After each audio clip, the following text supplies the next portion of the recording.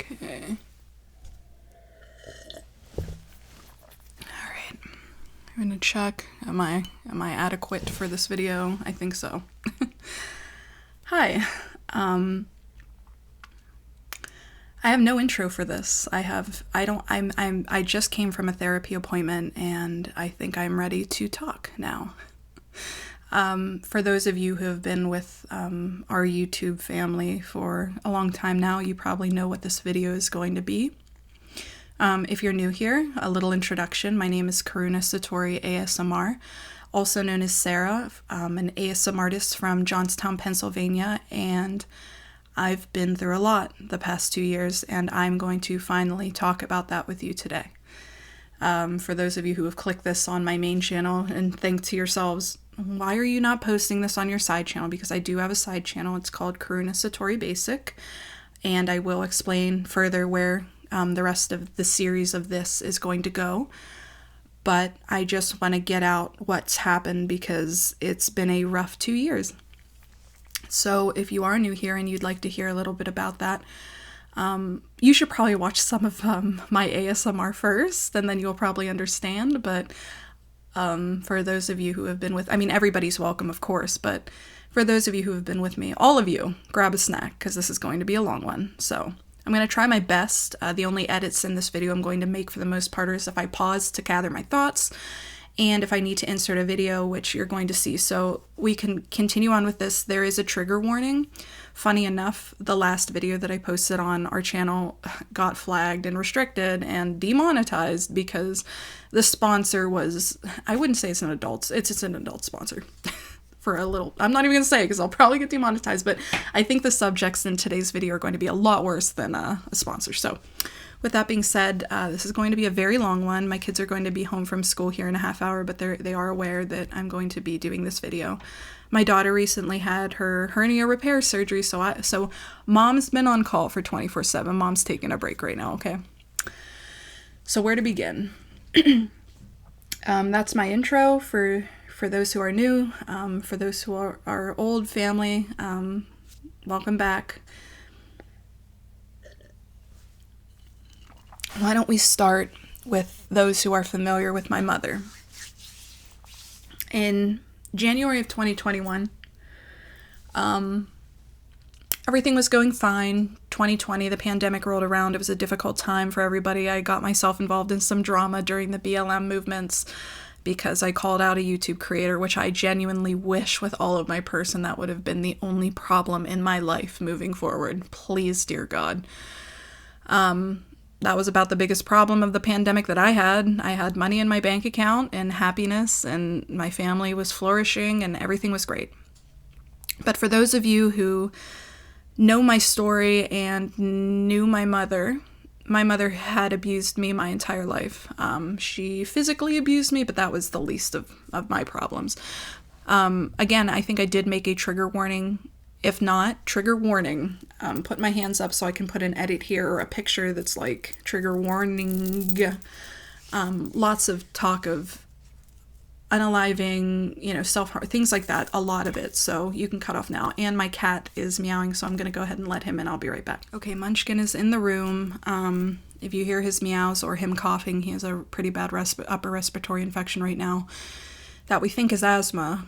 There's a lot going on, guys.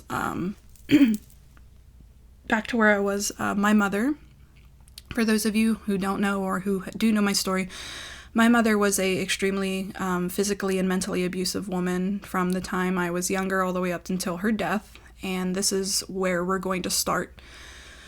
So again, in January 2021, my life was okay. My mother, throughout her life, and this is the short story, which I'll get into. There's going to be multiple parts to this on my side channel, deeper dives of story times, things like that. There's Munchkin. My mother would enter my life and leave my life. So my mom, despite not loving me, adored my children, yet she would still abandon them by getting mad at me randomly, leaving, coming back, leaving, coming back. It was a whole cycle of things that she would do. So in January of 2021, her and I were not talking for whatever reason at the time. God knows why. February rolls around, nothing. March rolls around, I get a text message from her. which this is so full circle, which you guys will come to find out. Sorry if I bumped you there. I got a text message from her stating that she was dying. Not she thought. This is a future message that ended up very true. But this message a year earlier in 2021, she messaged me and said, "Sarah, I'm dying. Can you come up to my house?" So my mom lived like 20 minutes away from me. So the short story, I just want to get to the short story because we have a lot to get through. I drove up to her house. You're crooked. Oh, for God's sake. Sorry, you went crooked on me for a minute. I drove up to her house, and she told me to come in her backyard where she would always take me when she had something serious to say. And she told me that at her recent heart appointment, that her doctor told her that her heart was only beating at 30% capacity, or 40%. But 5 years prior, just going back to 2017, 4 years at the time, because it was 2021, my mother was diagnosed with heart failure and had open heart surgery and given a survival rate of 5 years. So she was at her 4th year in 2021, if that makes sense. So just keep this all in mind. So my mother had to go for, bi-monthly heart checkups. And she had stated to me in 2021 when I drove up to her house that she was dying, and she had an upcoming heart appointment to discuss everything. But in the meantime, she wanted to get her affairs in order. Now, mind you, I hadn't spoken to my mother in months prior because she got mad at me for whatever reason. We were fighting, or I just blocked her because I couldn't take the abuse, because her mental abuse consisted of that Mother's Day, I had purchased her a book. And I'm going to put a screenshot in here. It's Storyworth. This isn't a sponsored video by any means, but I purchased her a Storyworth book where she could write stories of her life and stuff. And this is an example of one of the things that she wrote. I'm putting my hand up to wave so I can put this photo in here. So that's one of the reasons why I got angry with her and blocked her. But this was important. She needed me, so she called me up to the house and told me she was dying. And what do you do in that situation when years prior you had to see your mother go into open heart surgery and question why she treated you the way she did her whole life, and so on and so forth? Wah. I get it, but we're getting somewhere with this, I promise. She wanted to get her affairs in order before her next appointment in a month.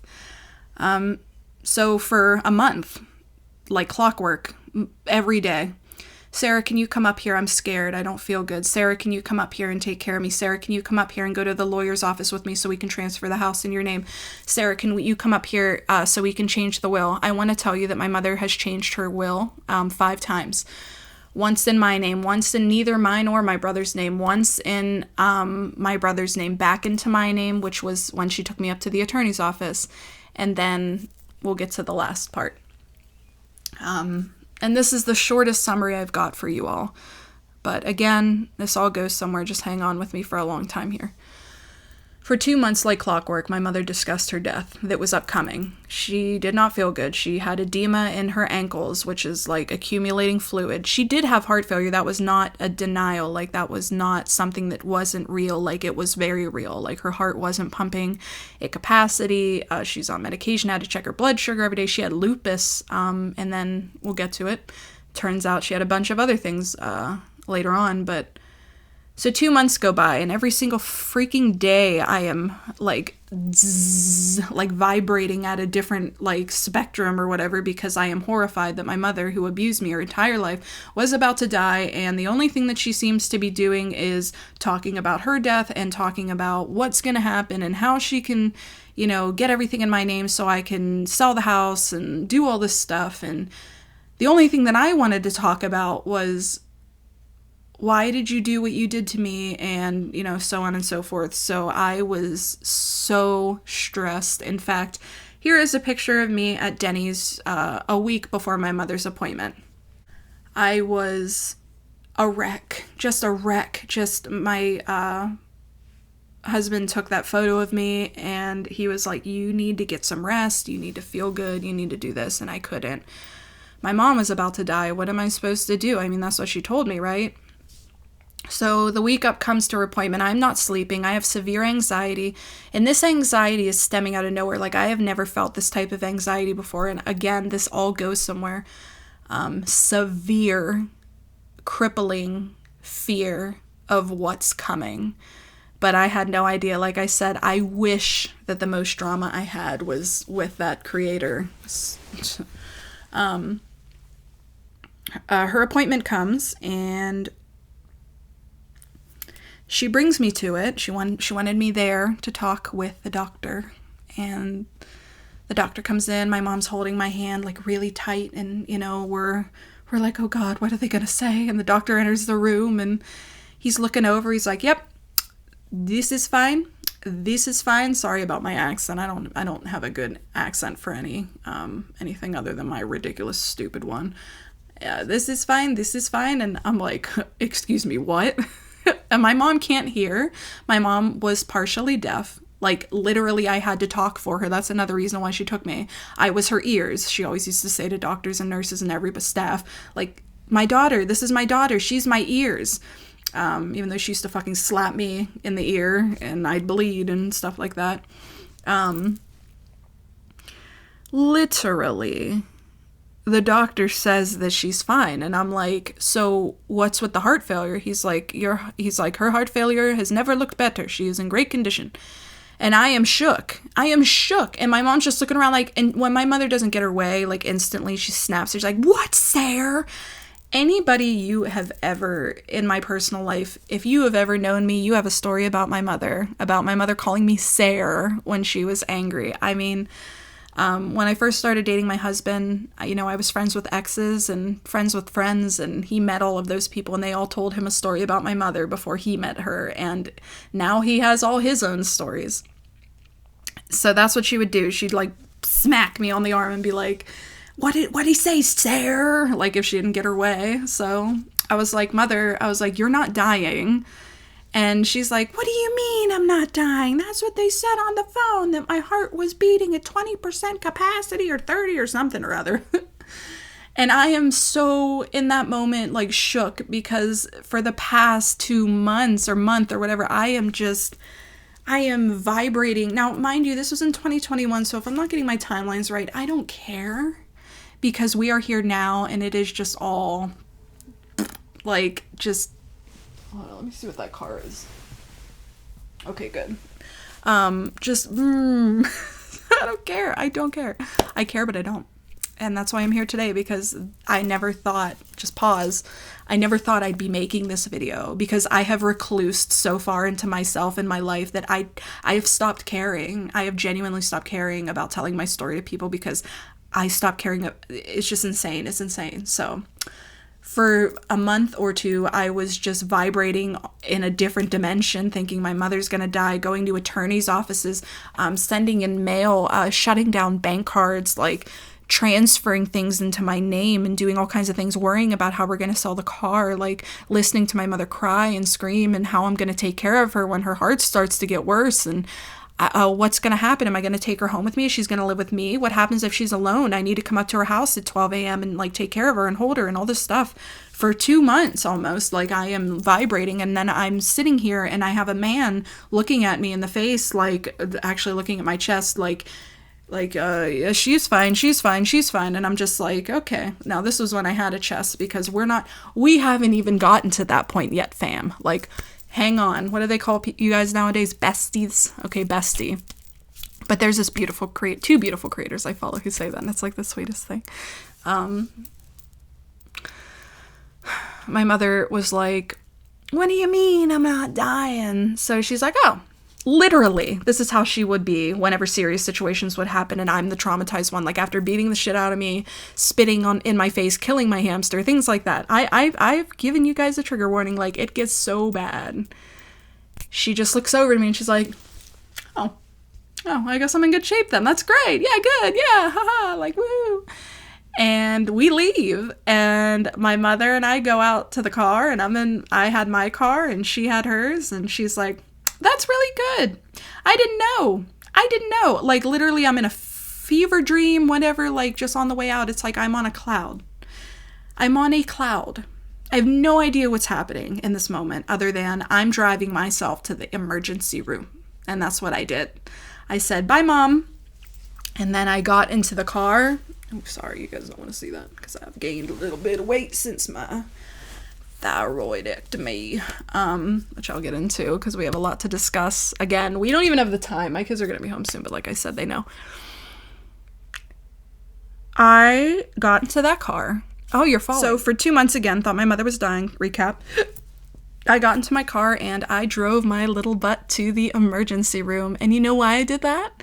Because I have had the fear of God that I thought at the time struck into my little heart that since her heart's failing, my heart's failing. And my dad, back in 2014, died of a random heart attack. My mom's mom, heart attack. Dad's dad, stroke, heart attack. I'm like, I'm going. So this is where my health anxiety really started going nuts. Go to the ER, get my heart checked that day. I was like, my mother just was told she was dying, then didn't. And they're looking at me like, okay. And they do an EKG. My EKG's all messed up. So this is where the chaos ensues. And there's so much to this. And this is where I'm going to stop and say, for those wondering why this was on this channel, this talk right now, is because on our side channel, I'm going to be doing a series of my past 2 years, and it's going to be called From the Psych Ward to Cancer. And I'll get into that. I am cancer-free at this time, so don't think that I have cancer anymore. I don't. It gets crazy, you guys. So follow along. I drove to the ER, and my mom's like, no, I'm not dying at all. And it started then. And my mother just starts acting like everything's okay. She just starts acting like everything's okay.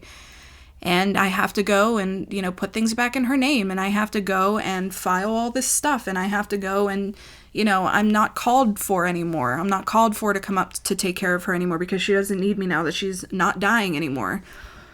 But it turns out she was dying. She was just a year out before the tragedy happened. But we're not even there yet because we'll get back to her. Let's get back to me, where my health anxiety went absolutely insane. Because from then on out, it was around May that the anxiety attacks started to happen and the psychosis started, and I ended up in the psych ward. But there's good news with that. We'll get to it. Sort of good news, because I met my therapist, and we'll talk. I was wrecked from this situation in 2021, that my mother did this to me. I tried to talk to her about this, because talking to my mother is like talking to a wall at the time. My mother just would always turn things around on me.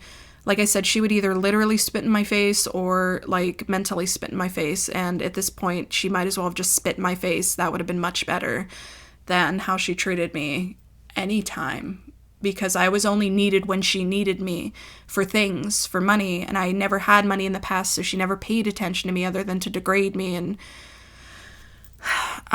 after that situation happened, my mother would only call me up when she wanted her $1,200 lawnmower that I bought her, or the $38,000 that I spent on her and fixing her house and buying her things for her home, or her clothes, or her makeup, or her this and that and the other. I am out $38,000 of money that I had given her that I never got a penny back from. I asked later on that year she would take my kids, but she'd ask for money for the weekend.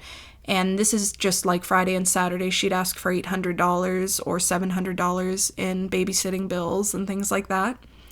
And, you'll see posts on my Facebook where it'll be like, I'm happy that I got to make amends, and I'm happy that I got this and I got that. But the truth of the matter and the reality is my mother abused me my entire life, and I never had a real mother's love. And I have a lot of mommy issues and I have a lot of daddy issues. And it's cute for all of the people out there who want to laugh at that and be like, well, you did start an OnlyFans, so that makes sense, right? It's like, you have no idea about the deep indebted trauma in people that cause them to act the way that they do when they have been consistently traumatized and beaten to a pulp, to where they think that this is constantly their reality, and then they attract all the people, the bugs that come in and take advantage and stay until they're, I'm useless to them, and leave. It's cute to, have the reality, well, this girl started an OF because her daddy issues, and look at her now, she has no respect for her body. It's like, I don't see why it's so hard to consider why and how we can help and all this other stuff, but that's beside the point.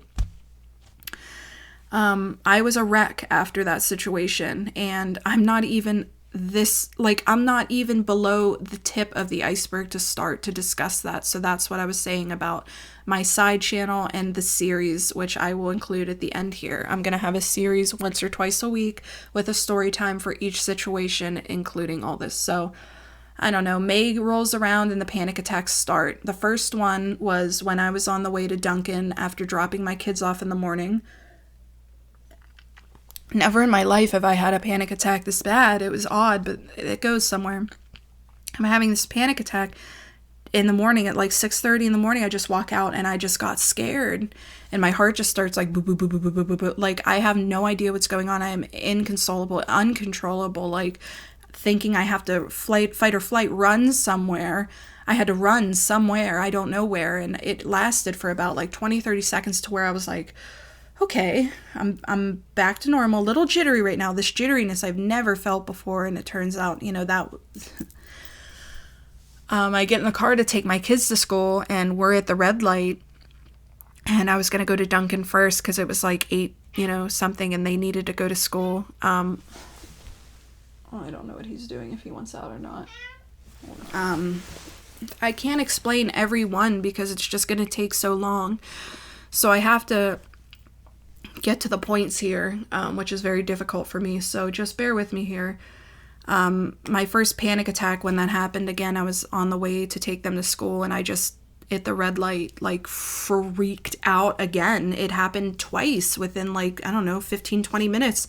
My kids are in the back of the car watching me like freak out, where I'm like, Vic, I gotta get out. I don't know what's wrong with me. Something's really wrong with me. Like all of this stemmed from my mother, like acting like she was dying.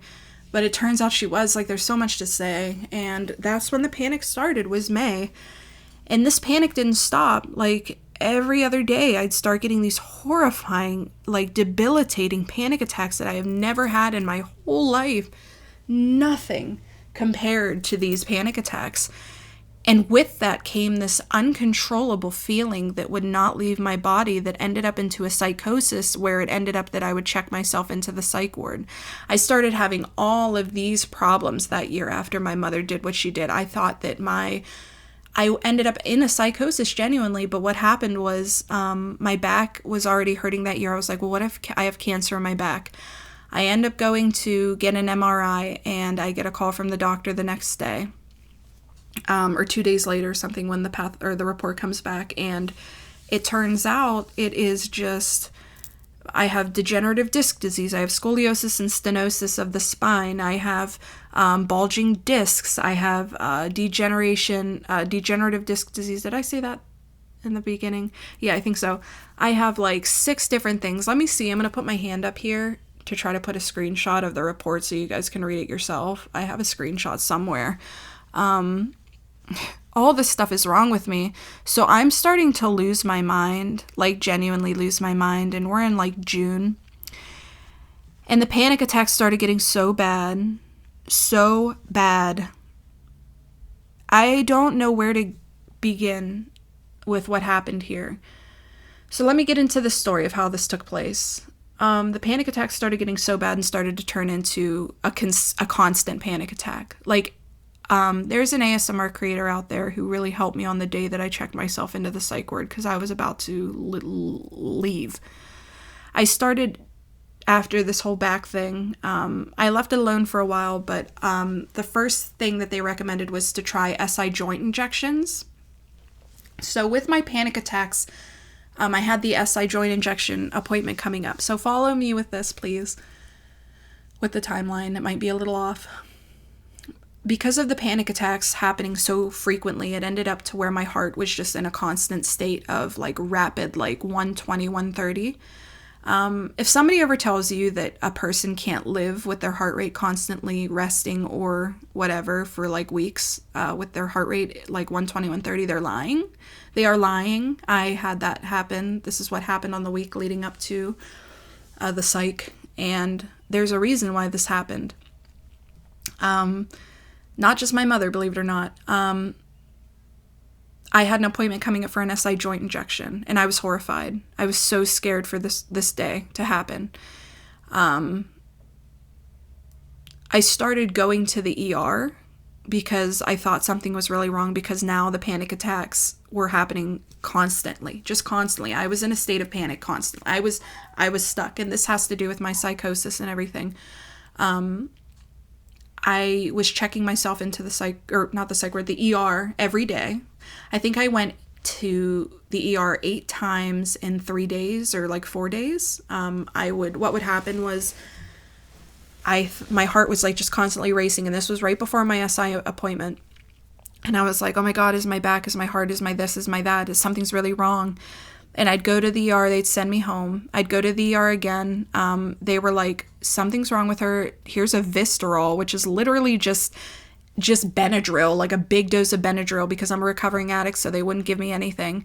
But then after like the third time going down there, they never thought to draw or take a thyroid panel on me for some reason, TSH, T3, T4. They never thought to check my thyroid. We'll get into it. After 3 times, they're like, okay, something's really wrong. Here's a Ativan. Go home. The next day, I was like, okay, I can do this. I'm literally shaking at this point. My sister-in-law was staying with us at the time. Oh my God, the chaos, guys. Like, I have to do the story time. So just keeping on the topic. The panic attacks were so bad. I still, as I think about this, it's almost like it wasn't real.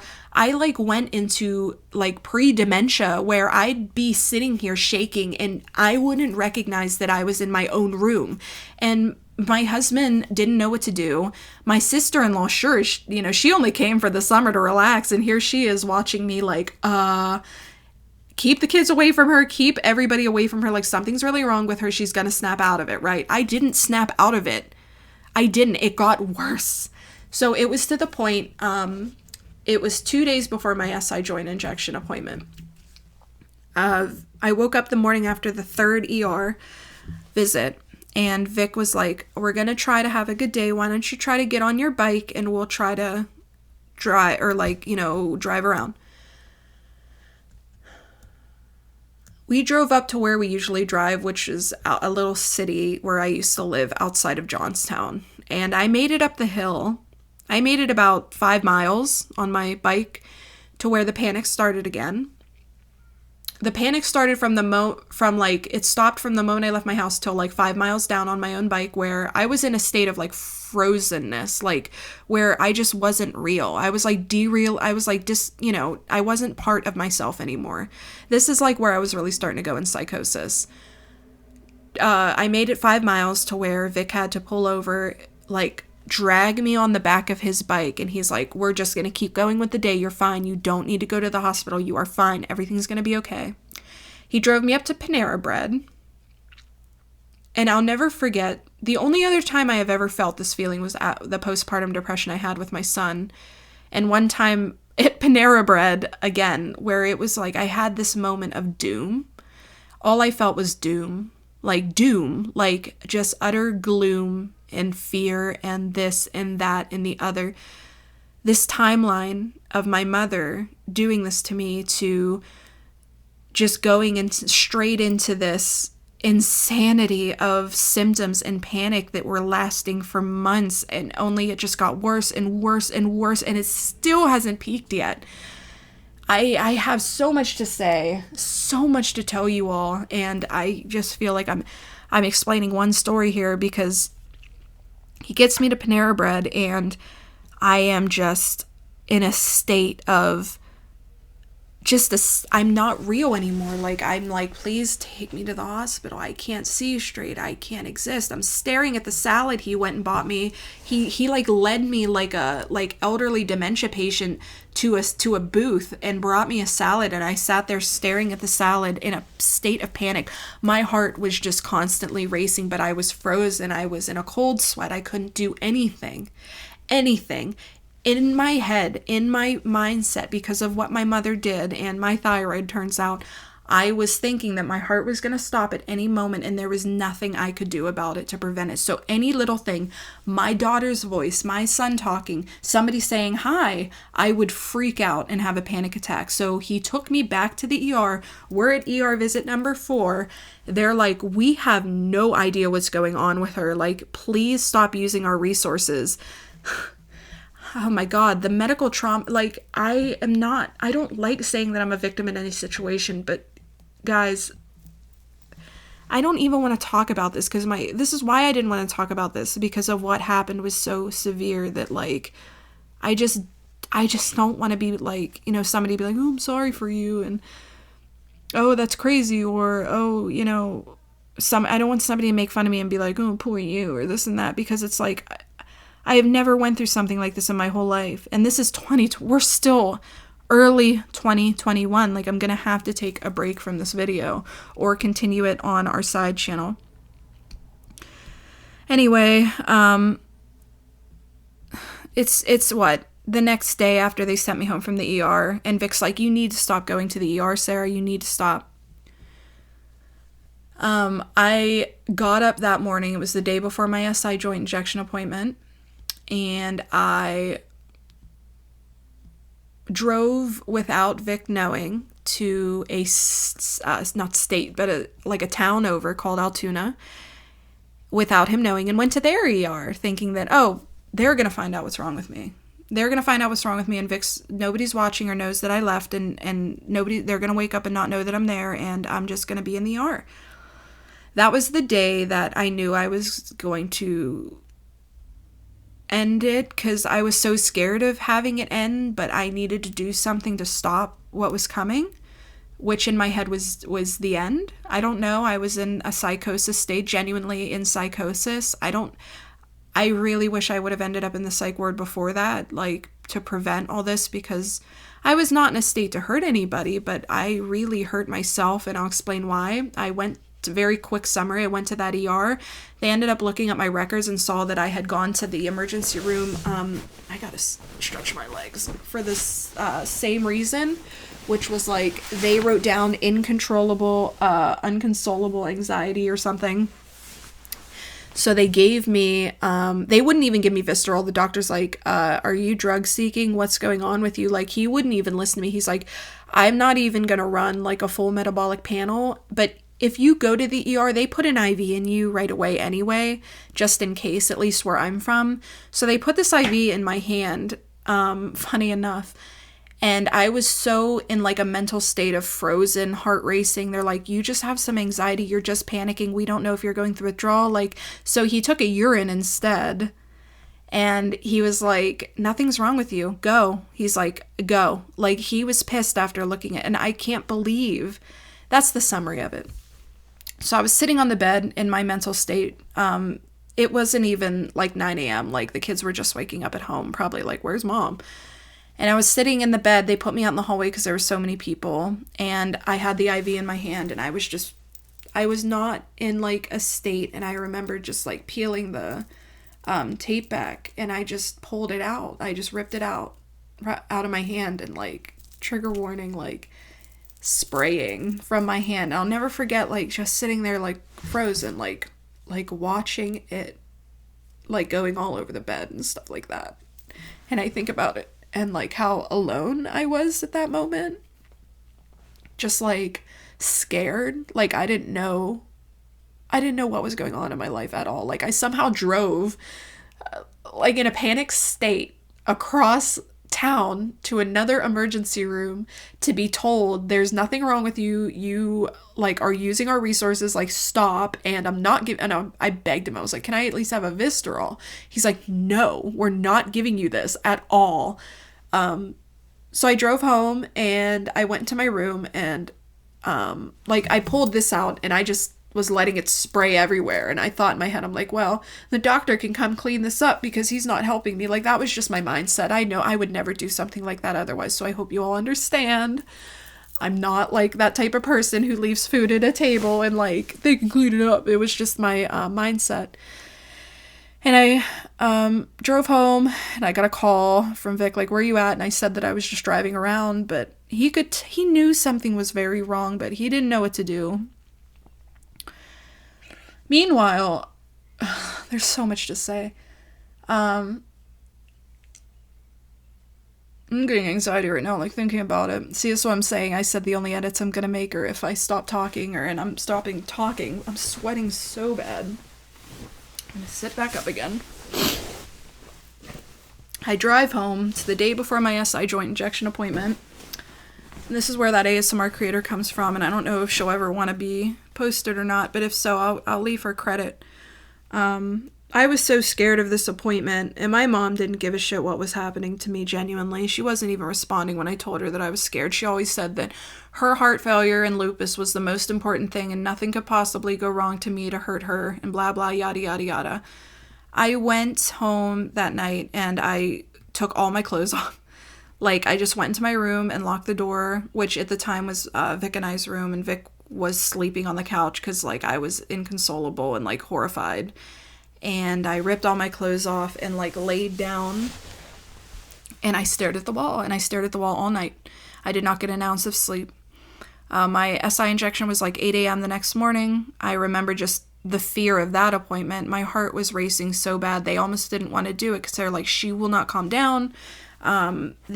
Whenever I ended up going to that appointment in the morning, I just got up like clockwork. I was in a state of, like, fear, and it was just, there's no other way to explain it to you other than, like, I was in, like, a psychosis state. I genuinely was not present with the world, but I was still functioning somehow to be able to get up, walk, in car, drive, focus, get there, do it, and leave. Did that. I went to the appointment. I think I have a picture somewhere you can see the fear on my face because I ended up getting it done. Like, there's a picture of me, like, being crazy or, like, in a crazy state. Like, I did it. And that was the day I mean, there's so much before this that I'm leaving out, but I just want to get to the point here because there's so much to talk about. I'm probably going to sit and take a break and come back because there's so much to say, and we're already 38 minutes in. Yeah, I got it done. I went home. And then I had called my doctor, and I was like, I need help. Like, something's really wrong with me, and I don't know what to do about it. And yeah, so they had made an emergency appointment for me the next day because of the symptoms I had described going on. That the ER, they're like, oh, well, if the ER is not doing anything for you. I went home, ripped all my clothes off, went upstairs and just laid down and, like, just paid attention to every inch of my body for, like, the next 24 hours. I don't even remember all of it. I don't remember any of it. I really don't. I mean, there were so many ER visits in this time, you guys, that I can't even recount. That's why this video was intended to be so long and why I was going to do, like, a side channel. I'm, like, sweating really bad. Talking about this is really hard, and I know it seems very mundane and, like, simple to tell you guys because there's so much involved that you guys are probably like, okay, she was having panic, she was this, she was that, and the other, like, but it's not like that. Like, it's severe, and it's scary, and it's played a huge toll on my life, and something I've been really scared to talk about for a long time now. I'm gonna go grab my fan, and I will be right back. So for the next portion of this video, I do have my fan on. I'm on a medication called levothyroxine that replaces my hormones, and one of the side effects of it is, like, hot flashes really bad. So I'm constantly sweating. Like, I'm surprised there's not, like, liquid showing up here because I'm sweating so bad. So anyway, back to what I was talking about. There's never going to be any words to be able to express to you guys how serious this situation was and where it ended up going. Like, I'm going to play you guys some voicemails here in a minute, but I have so much to say. And again, this is going to be a whole series, like, called From Psychosis to Cancer, or whatever, from the psych ward to cancer. So just to get the timeline straight, just to go back over it with you, in 2021, Mom contacted me, said she was dying. Turns out she wasn't dying. That put me into some kind of, like, mental state of fear that I was going to die. Ended up going into a psychosis.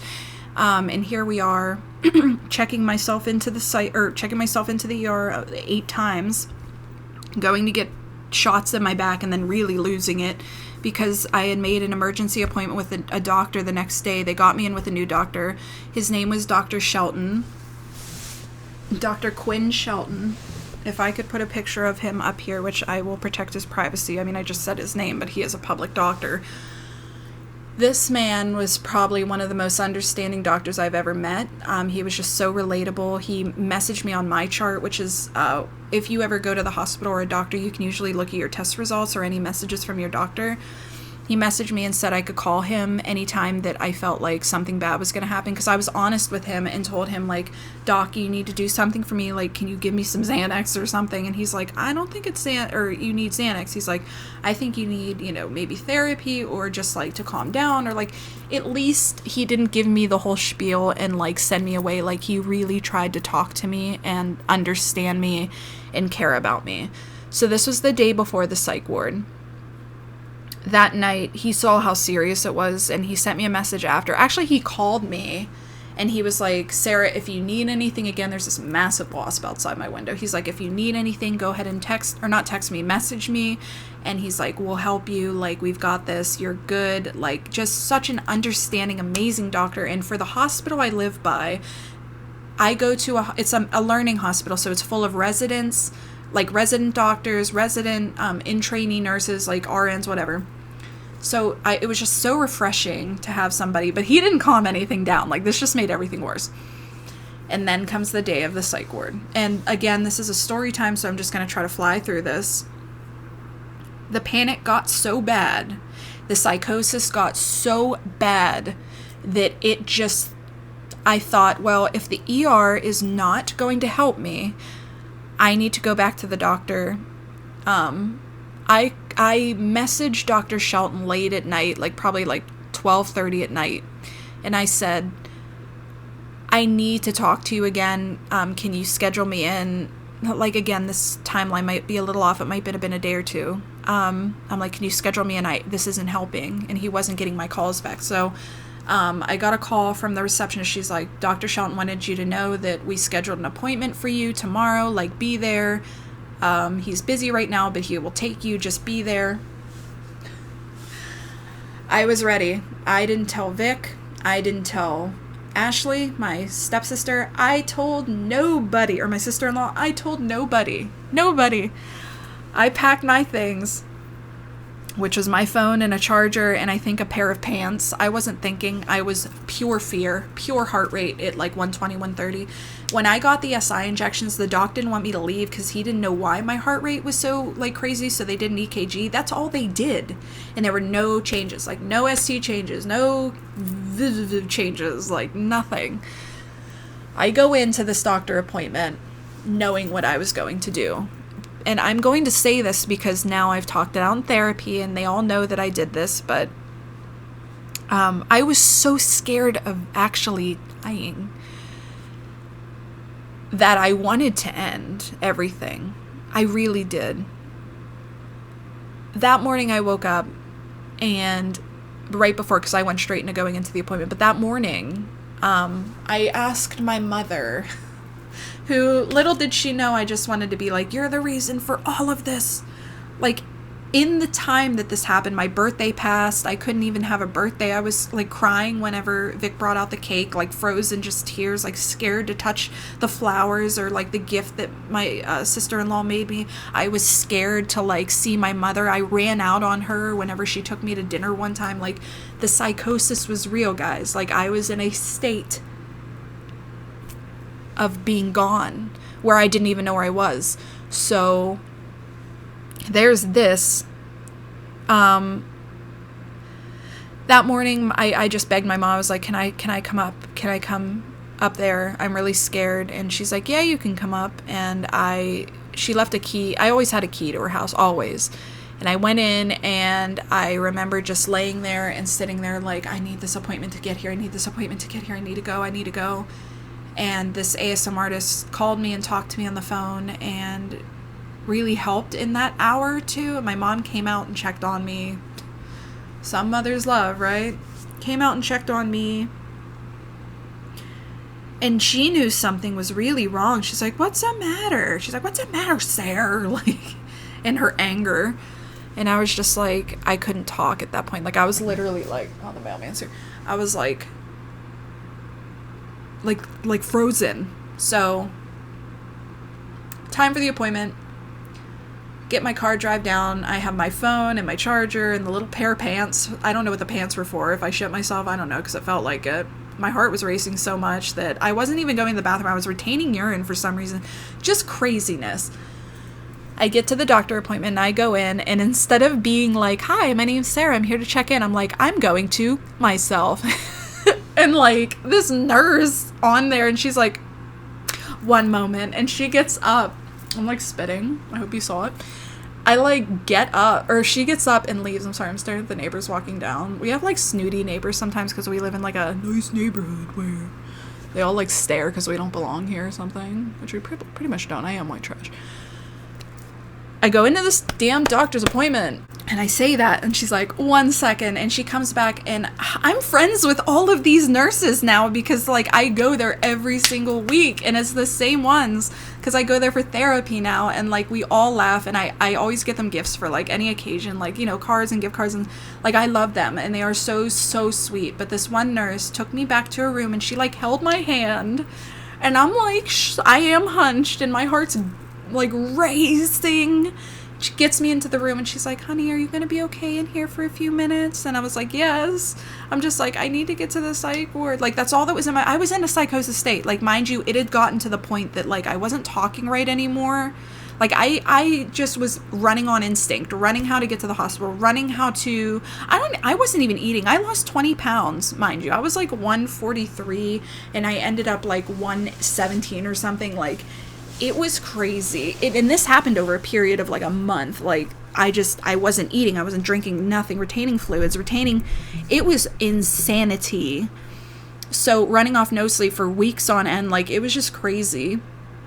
And she stepped out for just a minute. She came back in, and instead of taking any of my information, she just talked with me. I don't remember what we talked about, but she talked with me for like a half hour. She turned around to the computer. All she did was take my vitals, but she just talked to me for like a half hour, did not leave me. Maybe because it was her job not to, or thinking I was going to do something, but there's a difference with medical treatment where people are compassionate, and then there's, you know, their actual medical job and how they're supposed to treat you. Because she could have came in and just sat with me and stared at the wall to make sure I didn't, you know, myself. But she sat in there and connected with me on a human level. And I'm just shook that there's even people like that out there, because the medical trauma I have faced is, I'm still in therapy for that to this day. And Dr. Shelton came in, and he's like, hey, Sarah, I just want you to meet my colleague, Dr. Oh, I don't want to say his name. This sounds so bad because you'd think I'd say Vic, or you'd think I'd say somebody in my family, which I don't have any family. But if I had to, I mean, and my kids are 6 and 7. I've been saying that for years. 9 and 10. Where am I? My daughter's birthday's tomorrow. 9 and 10, guys. They're not adults. But if I had to give an award or a thank you or a gratefulness to, like, you know, give my life, I'd do anything for, it would be my therapist. He has saved my life in ways, and I know that sounds to somebody who's never been in therapy or who's never had like a real therapist they connected to and really helped them and things like that, probably be like, that's weird. Why do you feel that way about your therapist? Like, I've said things like online where I'm like, I'd marry my therapist if I could. And, you know, it's called transference. It's a very normal thing. Like, there's no boundaries crossed or anything. Like, it's just a very gratefulness. He's like the father I never had, truly. Like, if, you know, with my dad being gone, he is literally like the replacement father, and he is not, you know what I mean? So anyway, he comes in. It's just, I owe my life to him. Like, he has genuinely helped me, and it's truly what helped me get out of this.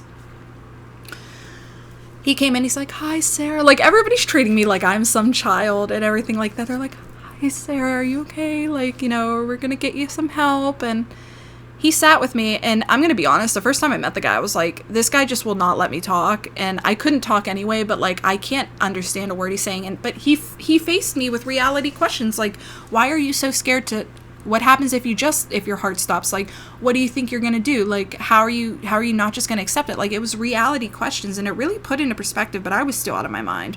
So to sum it up, because like I said, I keep getting off on these tangents, I said I wanted to go to the psych ward. I said the ER won't do anything. They won't admit me. They won't watch me. So in order to feel safe, I was honest with them both. I was like, I am telling you guys, I will, Elf, if I don't get admitted into this hospital somehow so they can watch me. And in my head, I felt like this is going to be like a vacation. Like, this is going to be where I can go and really like take a break, and there's going to be people watching me at all times, and I'm going to be okay. No. I have so many things to say, family, so many things. My therapist and the doc walked me over, because the doctor's side's on one side and the ER's right beside it, like the actual hospital. They walked me over and helped me check in. I called Vic, and I will never forgive my family for this, namely Vic. I was like, I'm checking myself into the psych ward. I'm already in the process now. Just want to let you know. Click. And I was so excited to finally get up into those doors. I have never felt more excited to get somewhere in my life, like somewhere where they're going to find out what's wrong with me, and somewhere where they're going to take care of me, and somewhere where I'm going to be along peers who are also dealing with this fear. They are they are like bullying pieces of... I'm telling you, go to Conemaugh Hospital Google reviews and just look. Go to the psych ward Google reviews for Conemaugh Hospital and just look. Just look at the past reviews, and all you have to see is everything I have. I don't even need to tell you guys what happened. It took 8 hours to finally get upstairs. So for 3, Vic came down and sat with me and then abandoned me there. Literally. I will never forgive him for that. And, it's probably why we're currently in a failing marriage. I get up there, and the guy who wheeled me up was making fun of me. He's like, oh, you about to see those real crazies up here. He's like, you have no idea what you about to enter into. And I was like, I couldn't speak. I was literally I hadn't slept, eaten, anything. I was just I was literally in psychosis. I was yeah. So I'm just listening. All I'm doing is listening. I get upstairs. They took away my phone, took away everything, made me dress into a gown, and then handed me a cup of pills. And the girl who handed it to me, she was the only nice nurse. She was like, we know you haven't slept. They're like, we can tell. She's like, take this cocktail. You're going to have the best sleep of your life. And I usually am scared, funny enough, as a recovering addict, I'm scared to take any pill. I'm even scared to take Tylenol to this day. It's so funny. You'd think somebody who used to just enter garbage pills and fake pills in my body that why would I be scared now? Exactly. So I took the cocktail and I was out. And I woke up the next day, and it was a jail cell. It was torture. Staying in the psych ward was one of the scariest things. There's nothing to say, because I always have something to say where it's this was a scarier time, or this was a scarier time, or this, because it just progressively gets worse. None of this story is getting better. I none of it. One of the parts of the story I can't even talk about right now because I'm in a massive lawsuit. I can't anymore. I just can't. When people say, oh, I can't. No, I can't. I just can't. I went to that damn psych ward and stayed there for a week. And one of the nurses I'm friends with to this day, he would print out coloring pages of Zelda and write little notes. He knew who I was on YouTube, and would be very, he was the only sweet nurse, but he was a silent person. He never talked. So he'd walk past and smile, and I had nobody to talk to in there. They put me in a room where there were bed bugs, and then blamed me and said I brought the bed bugs in. I found, and it was a dead bed bug, and then they had to put a note later on. My doctor saw that, and he was like, that's really messed up. And he's he changed it, because you can't remove it, so he put a note in there, bed bug was found prior to patient getting in the room. They lied and said I had bed bugs. They refused to give me any of my clothes that Victor would bring in. They refused to follow any of the dietary things that I was scared of, because they attributed to psychosis. The doctor would only come once every 3 days to evaluate you, wouldn't look you in the eyes. He's like, why will you not try Zoloft? I'm like, I don't want Zoloft. I'm like, something's wrong with my heart. They're like, nothing's wrong with your heart. And then I had to sit there and level with him on a human level, stop treating me like this. like, finally, because I was in there, I started getting, like, at least a little bit of my mental state back. I'm like, stop treating me like this. Like, tell me what is going on. Like, there's something wrong with my heart. Please help me. They ordered me a stress test, but the stress test failed because they had given me a beta blocker before that. I ended up getting out of the psych ward, and I was still in psychosis. They were like, she's refusing meds. We can't do anything for her. There's nothing wrong with her heart. We gave her a stress test, but they put me on beta blockers. That was the only thing I would take because it said it would reduce anxiety. It didn't reduce the anxiety. They gave me propranolol. I have so much to say. So much to say for this insanity.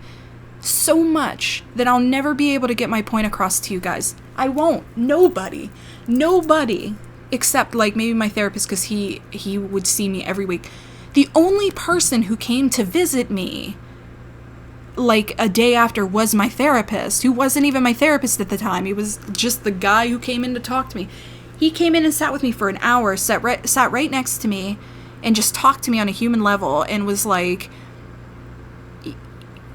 I will never, like, forgive these people, man. Maybe it was me. I don't know. Like, maybe because I was refusing the pills. And they're like, well, if you're not going to take the Zoloft and try to get better, like, how are we supposed to do anything? And I know that's true, but, like, you don't understand. I was in a psychosis because of my mother, and ended up being my thyroid. Nobody did a thyroid panel on me. And it turns out later on, I had severe Graves' disease, and they found cancer. Like, it's insane. And this isn't even, like, we're not even halfway through this fucking story. I'm just going to try to get through this fast because I got out of the psych ward with a script of Zoloft, and they told me, we can't keep you here any longer. Like, you can't just, like, volunteer to be here as long as you want. Like, you need to try to take these to get better. They sent me home with a script of propranolol and Zoloft. I continued with the propranolol. They set me up with resources. Okay. Ew. My lips all swollen because even though I stopped getting massive injections into my lips are still lumpy, and that is the consequence. Today, about 45 minutes ago, was my very first dose of Zoloft, aka Sertraline, if I'm pronouncing it right. They put me on 12.5 milligrams, and it's my first day, so I'm very hypersensitive, so if I feel any symptoms or side effects, like the littlest thing triggers me, littlest fucking thing, but I promised I would give this a chance, and I'm gonna document this every night. Ew, my fucking mouth. Like, ew. But for real.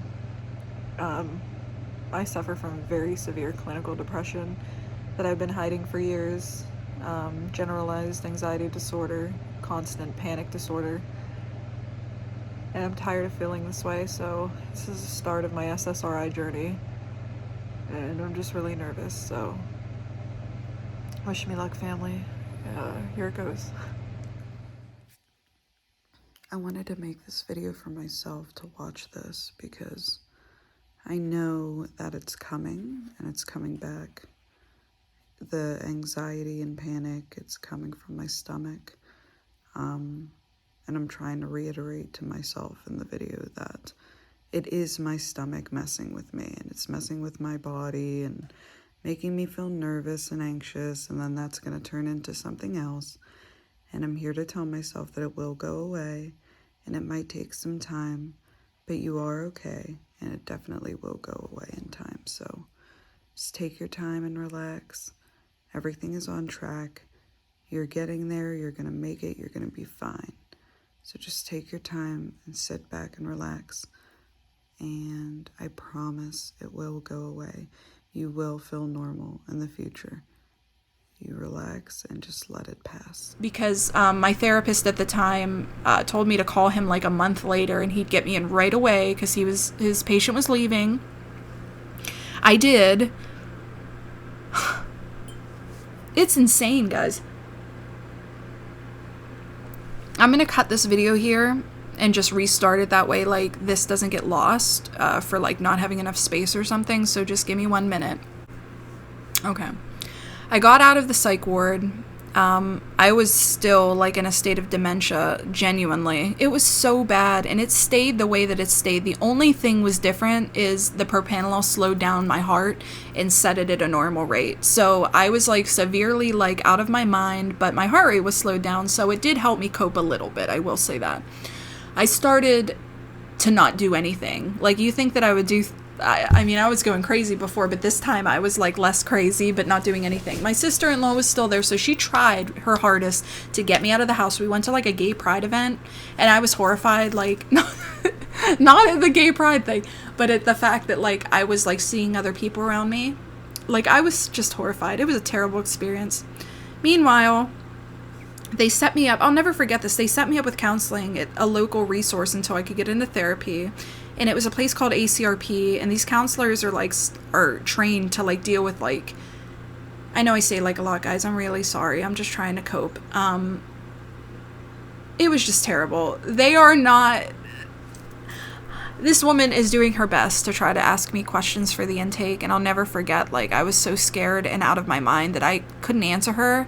And she's like, honey, it's gonna be okay. She's like, you're not gonna die, because that was in like all my charts, that was my fear. I gotta put my legs out again. My back's killing me. I never talk this long anymore, and that's the thing, is like, I'm a very silent person nowadays, believe it or not. A very silent person. A very different person. And that's why I feared making this video so much. Because I like look at people and I'm like, how dare you have the audacity to judge me? I recently had this tiff on Twitter where everybody's like, you're transphobic. I lost it.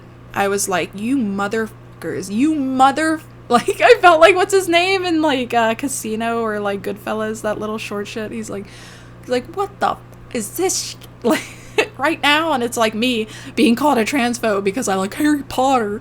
Like, my room is all Harry Potter. I got the Mirror of Era is there, like, anything that's gonna stop me from ending my life, sweet pea, like, I'm not gonna be judged. Like, you can go and I'm done, guys. And that's why I feared this video so much, because like in my head nowadays, I'm like, somebody crosses me or says something bad, I'm like, you have the fucking audacity not to understand what I have been through the past 2 years. And that's what I hate, is I hate sounding like a victim. I hate victim mentality like that, like in a way where if you understand your circumstances and can do something to change it, sure. But if there are like alternating factors like untreated mental illness or things like that, then no.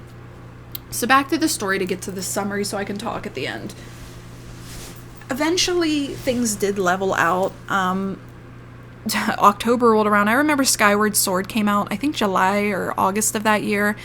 And that's when things really did start to kind of like level back out. I started feeling just little bits of normal. I ended up filming again because during the Psychosis time, there was no filming. Like, there was like a month that I had nothing. I think I had like 2 pre-filmed videos because that's what I used to do. And that's what I'm saying, is like, that's why so many people anticipated this coming, because they're like, I've been with your channel for years and I've watched you go from filming every day to filming like 4 times a week to 3 times a week to 2 times a week to nothing. And I'm over here like, wonderful. I wish I could tell you why, but I'm so out of my mind that I can't. October, we're almost to 2022. I went through a terrible period. This is where everything starts now. I want to get to this point, because things are not getting better. I just thought they were, because my mind was, and that's what's important. That was my number one thing. It's like getting back to normal in that respect. My mom, all right, we're going to get into it. I'm probably going to put you guys somewhere else soon, but let me just talk. And the reason I say somewhere else is so I can like relax back and talk. So my back is really hurting and it's going to get dark soon and I don't want it to. I want to be able to edit this video and get it out tomorrow.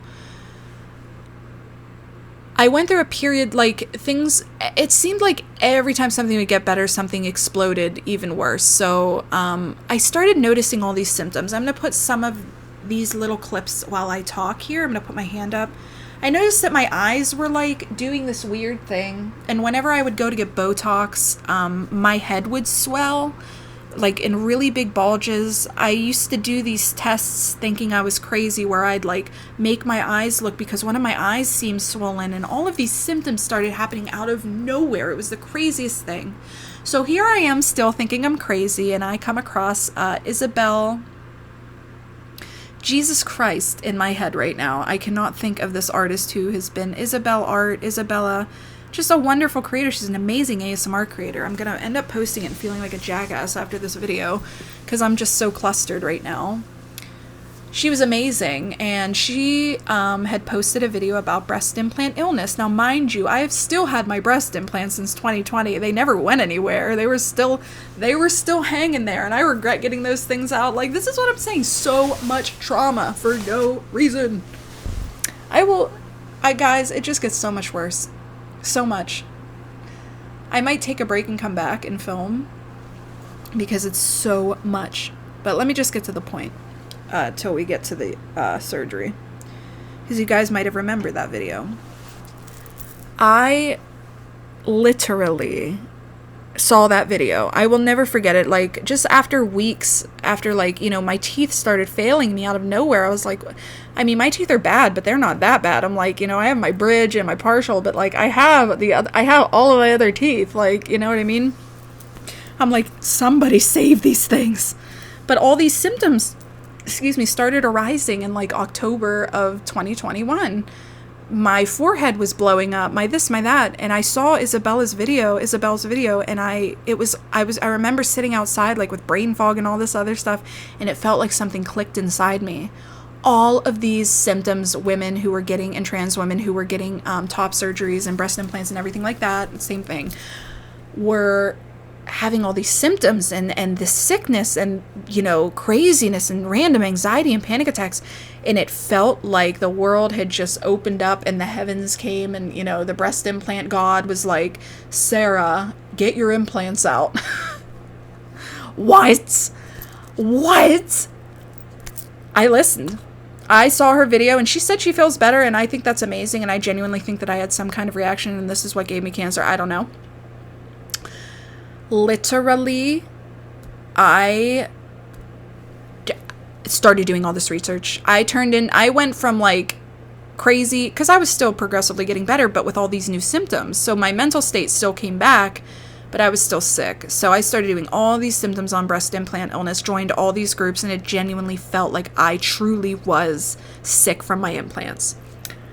Oh my God, if I could go back with the knowledge I knew now. So and I'll never do the surgery again, because God, you could send me $6,000. I'll tell you I'm getting implant surgery, but I need that $6,000 because I need to pay for my attorney fees right now. Well, I'm paying with them just fine, but still, I am going to be going crazy down the line probably again. Literally, guys, for months, I was like, finally, I found what's wrong with me. I ended up having dry socket, getting my tooth pulled from the tooth pain I was having. That's just another thing to add into the book for trauma. My mother was getting so sick of me trying to figure out my symptoms, because my mother wasn't a patient woman and she never cared if anybody else suffered but herself. Her heart failure was the most important thing. Her problems were the most important thing. So one day I woke up and I sent her, the last time I had ever spoken to her before her situation that happened, which I'm getting up to. You know what, I'll just post a screenshot here. And I was just like, look, Mom, there's an article about breast implant illness. And then I was like, oh, how's Eli or something? Because in the time that I was getting better from the psych ward, my mom only cared about her birthday that was coming up. And she called me when I was in the psych ward and she was like, Sarah, you didn't buy me a puppy for my birthday, did you? Like, no, Mom, I'm in the psych ward trying to recover from psychosis. But no, I'm not buying you a puppy. I don't have any, like, access to my bank accounts or my like phone or anything right now, but no, Mom, I'm not buying you a puppy. So in the time that I was getting better, a big situation happened with my brother and his wife leaving him. And God, if you've been part of our family, you know my brother's situation too. I don't associate with any of these people. They are not part of my life because of the things that they have done. Those are the people that were like serious from like childhood, from the things they've done to me, aka my brother. I don't associate with him. You guys know that. So my mom was asking me for like $1,200 to bring his wife to her house to send down to Virginia and all this stuff. So she took, I don't know, like I think $3,200 altogether in that situation. And she had also had $3,000 I had just handed her months prior for like stash money because she was getting sued by a bank. So she thought she was going to go bankrupt. So I gave her $3,000 to put away that I ended up using for her earn. All right, I'll get into it. Breast implant illness. I had done a million research. I was a new person. I'm going to get these implants out. But with getting breast implants taken out, if you really want all the silicone or like from the silicone capsules, whether they're saline or not, out of your body, you have to get what's called an explant, meaning you have to get your ribs scraped, essentially, especially if your implants are under the muscle. If they're not under the muscle, you just have to get like a explant, which they go in and make sure everything's cleaned out. If YouTube didn't have guidelines, I would, since I gave a trigger warning post, I would post the picture of me during surgery, because he took them. I asked him to. I found an amazing doctor. His name was Dr. Peter Koltz from Ohio. I'm going to actually put a picture here of him and I together.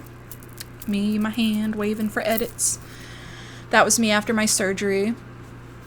But yeah, the last thing I said to my mother before her demise was an article about breast implant illness and how I've really found the answer of why I'm sick, and she was just not having it because I wasn't paying attention to her anymore. So she abandoned me, and I never heard from her again. Well, we'll get to it. And neither did my kids. She abandoned my kids too. November comes around, December, it was like the first Christmas. I had a good Christmas. It was the first time since July, since the psych ward, that I was feeling normal. I felt myself again. Like things were really getting better. My mental state was better. My dry socket was gone. No trauma. I had some tax issues, but they were on the rise. Like everything was good. Everything was wonderful. Except the fact that my surgery was $20,000 out of pocket, and that was like a lot of my savings. Pretty much all my savings. I made a video, you guys remember, I'll post a little bit of the video clip right here. I was going for my surgery. I was traveling 5 hours to a place in Toledo, Ohio to get this done. I was so excited. And I went and got the surgery. And that's a whole other story. Like I said, there will be a series of my story times on my side channel. This is like the rebirth of my side channel. That's what this release video is. Truly happy. Truly gonna get better. That surgery was, besides my thyroidectomy recently, was one of the scariest surgeries of my life, because they had to literally cut off my chest, go into my chest, filter it out with a hose, like scrape my ribs. I have severe nerve damage because of it. I already had nerve damage from my first set of implants. I butchered myself.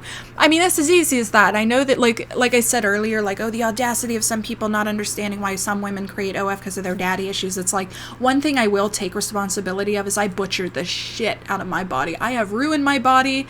They ended up taking fat from my legs, which I was like, why is this surgery so expensive? He was like, fat transfer. He was a wonderful doctor. Don't get me wrong. There was no bad experience with him. He was wonderful. Took me anytime he could to help me, whatever, like it was fine.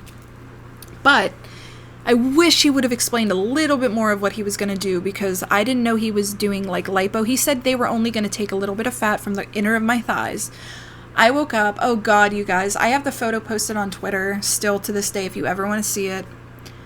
He took fat from my whole entire lower leg all the way up to the inner part of my, like, what do you call, slit, I guess. I don't want to say, like, the inner parts of my thighs. That was one of the most painful things I've ever been through. And they didn't even keep me overnight. Like, I woke up, sent me back to the hotel. They pay for the hotel. It's a really nice hotel. We got the top floor, real quiet room to recover for. They paid for 3 days. And I went home, and after having a wonderful Christmas, pretty good surgery, I ended up with post-surgical AFib. It was traumatizing. That recovery was terrible. So meanwhile, you guys, this just gets worse. All of this gets worse. This is like the meat and the potatoes of the story. If you have made it this far, you have made it to the meat and the potatoes, and we're only in 2022. Literally, I have had the worst fucking 2 years of my life. I need somebody to know that. But I have reclused so much to where I've just accepted that I am alone. Like, it's not even a mental thing. Like, I am just genuinely by myself in this. And it gets so much worse. It gets so much worse.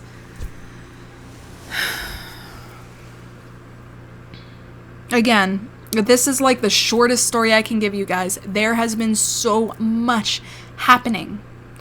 I was told when I got my explant surgery that I'd wake up and my eyes were clear, and they were. They said that my brain fog would go away, and it did. Genuinely, it went away. It all dissipated, like it was all gone, and it stayed gone until, I'll explain. Picture of me all happy, all this good stuff. I got these drains, right? After my surgery, you know, they drain all the liquid out. This just gets worse. Just gets worse. I ended up with post-surgical AFib. We had AFib, which is where your heart races and then slows down. It races and slows down and doesn't beat in a normal pattern. Because your brain's all like off from the surgery. It can't connect to your brain right or something. And my left drain got clogged, or my right drain got clogged, and I had to go have a drain inserted, and it got clogged, so we had to drive 5 hours back out to Ohio, 5 hours back to get the drains pulled. He was like, oh, it's going to go away. My right breast swelled up into a giant rock. There was like 13 cc's of fluid. It was a lot for my breast. They were like, we've never seen some, you know, crap like this before. Drained it, but when then after it got, he's like, the doc, we called the surgeon, he's like, you need to go to the ER to get a drain put in. I went to the ER. They scheduled me right away to get me up to radiology, I think it was. The doctor who was on call was having none of it. He's like, you're a drug seeker. Like, I'm not kidding you. I am not kidding you. Like, this stuff is so, it's like unreal. It's like, why are you in such a streak of bad luck, Sarah? I don't know. Oh my God, I don't want to say it all over that. I don't know. I think I've upset some spirits. I don't know what is going on with me. Well then, and now, I don't know, but you'll see. This was in the beginning of 2022. Like I said, I got my surgery, or my explant surgery, December 26th or 27th, and it's now January, and my drains are out. My right breast got in, huge amount of fluid. It was a giant hematoma. You guys remember my first implant surgery? I had a hematoma up here. Well, now I have a hematoma in my breast. I went to radiology for them to place an emergency tube, and the guy's like, you're a drug seeker. Usually we give fentanyl for this, but I'm not giving fentanyl to you. He's like, it looks like you've been in the ER a lot last year. We're just going to do this and get it done. Got me? This man was written up so fucking fast after this because he cut me with no anesthesia, no, not general, but like local. No local anesthetic, no opioids, no nothing to calm my nerves, no nothing. And as a recovering addict, it's like there is a time and place. Like what's taught to you, Westbrook, time and place, like sucking and time and place. Like there is a time and a place for opioids and things because it's just inevitable in some pain circumstances. I keep telling everybody, I'm like, oh, this was the worst pain of my life. This was the worst pain of my life. The trauma from the psych ward, the trauma from my mother lying to me, the trauma from my mother abandoning me going to get my chest scraped out, not having a mother to hold my hand or love me or care for me. Nothing. Nobody was there for me but my damn self and my therapist. I am so over it when I talk about it. It's like I want to jump through that fucking phone and strangle everybody and be like, this was what happened to me. Because like, it has been so frightening, guys. I don't know how I made it through the past 2 years. And that's what I've been so scared to talk about because I don't want to be the fucking victim. I don't want to sound like a victim, but this is such a bad situation and we're not even there. Oh God, my back. All right, I'm back. That was literally like 2 seconds after I fell down on my back, but never in my life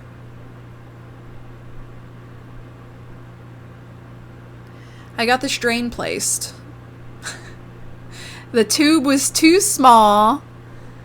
I freaked about having it to come back because they ended up having to replace the drain because the drain was like filling up so much, and they're like, we didn't put a thick enough drain to drain, or no, they did drain one side, but then the other side, they didn't put the drain in far enough, mind you. So I felt the drain without any anesthesia, nothing. just filtering under my breast, and they didn't even put it in far enough. So meanwhile, I'm still having a giant hematoma over here. A drain's placed here. I had to go back to radiology. I was bawling. I'll never forget that. I begged that doctor. I'm like, I don't want to be here. I don't want to be here. I don't want to be here. He's like, don't worry, honey. We're going to medicate you. So the next doctor I had was very stern, but he did his job. He was very kind, like, but stern. Like, whereas he was like, no, we're doing this. He's like, we are doing this now. He had, like, some weird accent. It was different. I can't pinpoint where he was from, but it was, like, Egypt or something. It was beautiful. I love accents so much, but I can't imitate them, so I'm really sorry. I'm, like, trying to do an, I think, Indian-esque accent earlier. I'm, like, fucking it all up. I'm so sorry. But this doctor, he was so strict, but he was so nice. He's like, nope. He is like, we are doing this now. He's like, you will be fine. He's like holding me, all this great stuff. It was great. And he put a massive catheter. It was a catheter tube. It wasn't like a JP drain. If you're familiar, it was like a catheter. So it was like this thick. I might have a photo. I'm going to put my hand up anyway, like to see if I do have a photo, but I don't think I do. I get the drain put in. Everything goes fine. We're moving on. Before this drain thing, I forgot to tell you guys, I got COVID. So this was like a week after my surgery, not the drain thing, but a week after my surgery. I have post-surgical AFib. I am in so much pain. I got COVID for the first time right after my surgery because your immune system's so weak. I don't even know. I didn't leave the house. I just got COVID. I will never forget laying in my bed. Like, so we're in just this huge timeline. Let's recap. Shall we recap? 2021, my mom comes to me, says she's dying. Abusive woman all my life. 2 months of being pushed around, thrown around, zipped around about her death. I get told she's not dying. Puts me into a psychosis. I end up checking into the psych ward after like a month of just straight 122, 130 heartbeat. After the psych ward and going crazy, I still had psychosis for like a month after, and then started finally getting better. All of a sudden, October rolls around. I had a great Halloween, but all these symptoms start happening with my eyes and my body and Botox resistance and all kinds of stuff. Finally think I figured it out and have a breast implant surgery. Things are still going wrong. End up developing post-surgical AFib, can't get my heart rate to calm down or go crazy. Catch COVID for like a whole week. I'm like sick with COVID, just laying. I don't even remember that week because I was staring with a fever, like trying to recover. I had the original Jackson Pratt drains in both my things. Get the drains out, think I'm ready to recover. Turns out one drain was clogged on my right breast when she pulled it out initially. Massive gook spraying. It was the worst thing I've ever seen because everything is. Everyone's so creative. Like, end up going back. First drain that I needed to get put in wasn't pushed in far enough, so it only drained the right side of my right breast. Had to get it taken out with no anesthesia, or put in with no general anesthetic or local anesthetic, nothing. No pain meds, nothing, not even a Tylenol, not even a local to slit me, nothing. File a complaint. The guy gets in trouble. I don't know. I've never seen him again. I don't even think he's employed there anymore. God knows. Second doctor, I had to get another drain put in. Had to get this taken out. He put me on the radiology table, let me watch it, gave me a bunch of fentanyl and Versed, which is anxiety meds and, whatever to calm down. It was a good experience. The drain wasn't painful for the next couple days, just very uncomfortable. But if they never tell you how they do drains, they have to sew it onto your skin. So I have these scars. I'll have to show you guys. I'm not taking my shirt up right now because I'm like, as you can tell, I've put on a little weight. Nothing wrong with that. But I just am self-conscious. It's terrible. A lot of body checking I warned in the beginning of the video because it's like I'm constantly looking because I got thyroid eye disease now and like my eyes are all crazy and it's terrible. Jiggly arms, whatever. Look at that. Holy shit. I need to work out. I am so sorry. They used to call me skinny fat and it was like terrible because it's just, people are just mean because who gives a shit? Anyway. Finally get the drain out later, and I think I'll never forget. This was the photo that I posted on my Facebook before the end. It just gets worse, guys. It gets worse. I post this photo. I'm gonna actually take a break and move you guys and go downstairs and get a drink because this next part of the video is serious. Really serious. Like, really serious. This is where it all fell down and life came full circle. I'm going to get up, take a drink, walk around and stuff, but this is where life became full circle. So I will be right back. I am going to move you guys and get situated, and we'll finish this. Okay. You have been moved, so we can get into this. 2 things in 2022. 3 things. Huge. One I'm in a lawsuit with. I can't really talk about, but I can talk a little bit about it. Depending on what happens with this lawsuit, I'm going to be reaching out to all of you. Depending. I don't know what's going on right now. Ow. You know what's funny is I actually have my pre-trial date for the court today. You guys won't see this till the next day. Sorry if my eye looks even worse in the light, but this is what thyroid eye disease does to you. The side's bulging, the side's the other way. I don't even know if you heard me because the mic was on the other side. You might hear that rumbling in the background, but my kids are now inside and I don't want them to hear like a lot of the things going on. But yeah, so now we are in 2022. Like I said, I got my breast implant surgery December 27th of 2021, but that goes right into 2022. So after all the drain shit, the COVID stuff, the healing, I think I'm finally getting better. Finally. Like, I had a lollipop lift and a fat transfer and an explant where they scraped my ribs. It was a huge toll on my body and it caused a lot of problems. But the good news is I've been feeling better, I thought. Genuinely, I had all this new energy. I lost a ton of weight from Psychosis last year. I weighed, I think, 114, 15? I'm 5'7", so picture that. I was in the best shape of my life. I get a text, and it was from my mom.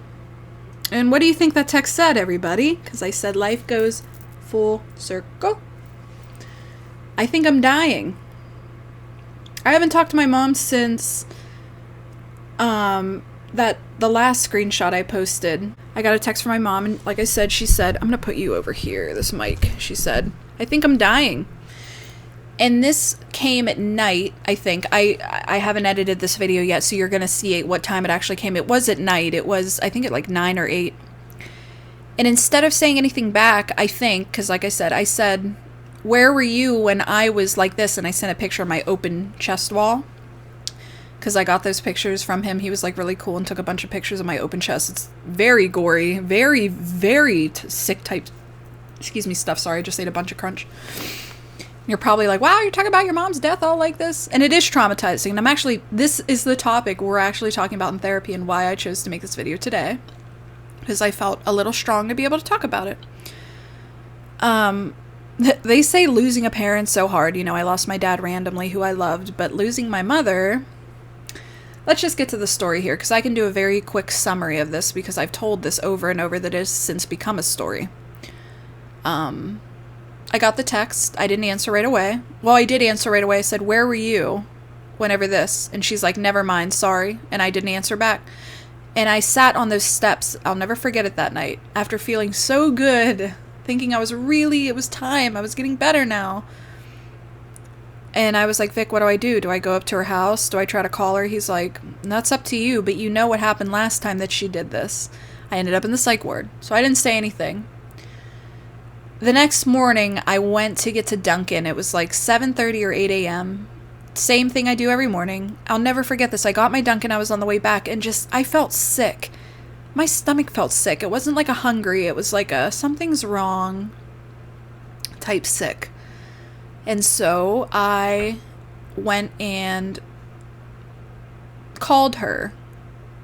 And I was like, if you have something to say to me, I was like, you can call me and let me know. And I got a phone call right back, or I sent that as a text or something, and I got a phone call from her. And I answered the phone, and she's like, I'm dying. I think something's wrong with my heart. I had my teeth pulled, and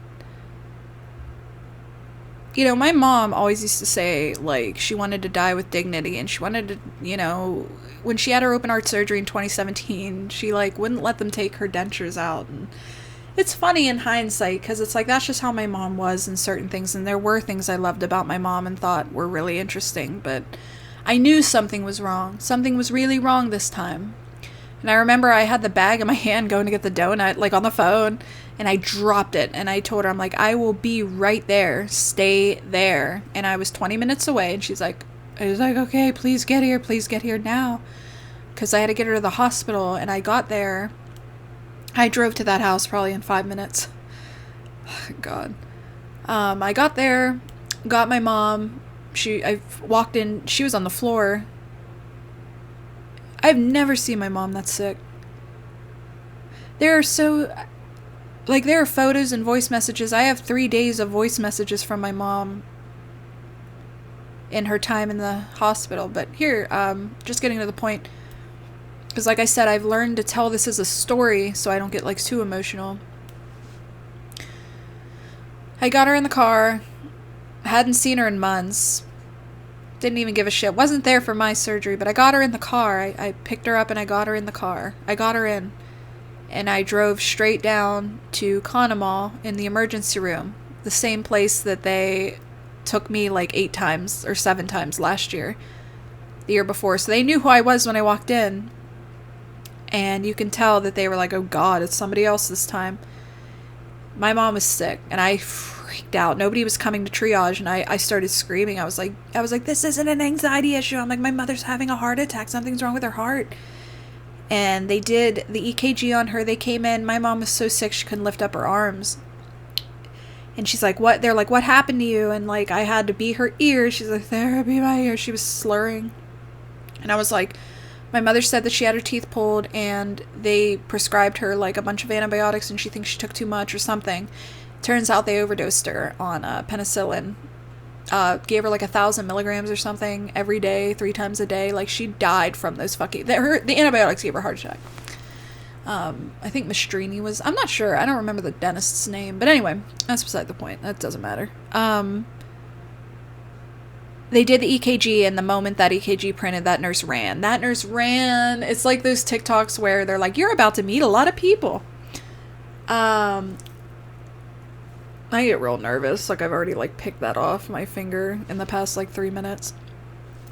They got my mom, rushed her back. I would not leave. I promised her I wouldn't leave her side. I always promised last year whenever we would talk about her death and things like that I would take her home and take care of her and love her and treat her well and do all the things I promised because that was my duty. And I did. And we went back and they immediately just start getting IVs on her. They're like, we have to shock your heart. They came in and my mom was so scared, but she was so sick. They're like, you are having a massive heart attack. They did a troponin, and I'll post the troponin levels right here. Her troponin, I think on the thing, it was a normal, was 2 point, I don't know how to read those, but hers was 1,200. It was a massive fucking heart attack.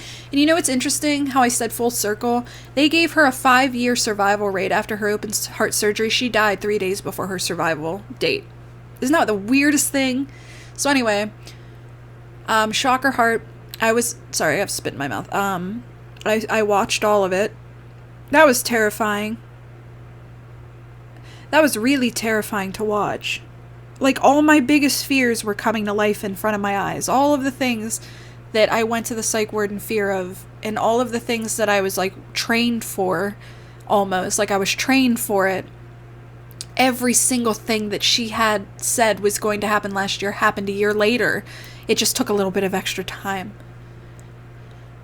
And they shocked my mom's heart, and when they shocked her, her blood pressure dropped, and they gave her, I think they were pretty much overdosing her on blood pressure meds, but her blood pressure was 40/20 or something.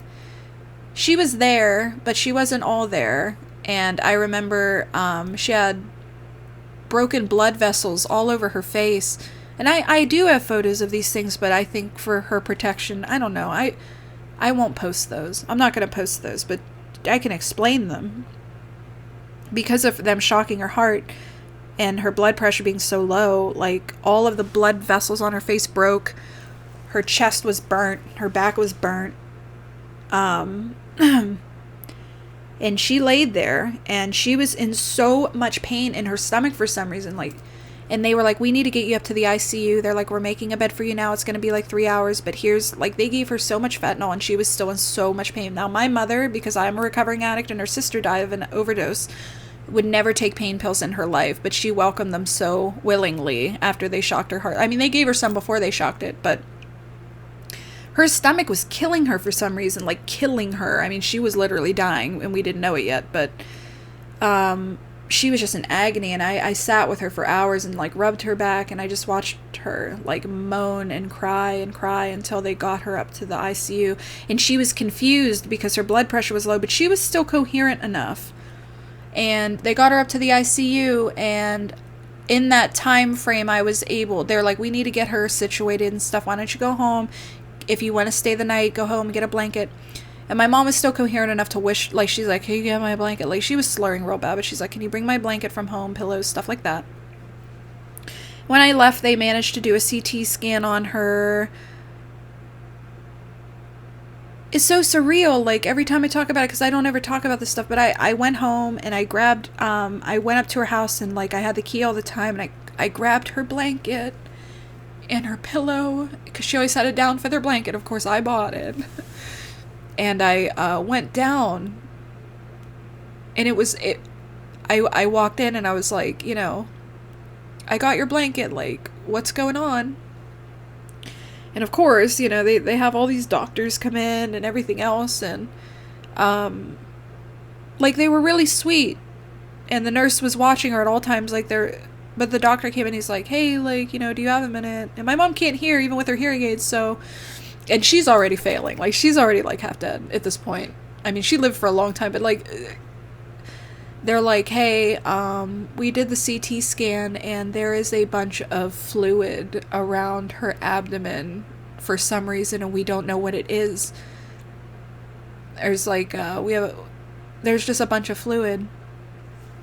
And I was like, oh, okay, so what are you guys gonna do? And they're like, we need to get her in an emergency surgery, like, quick.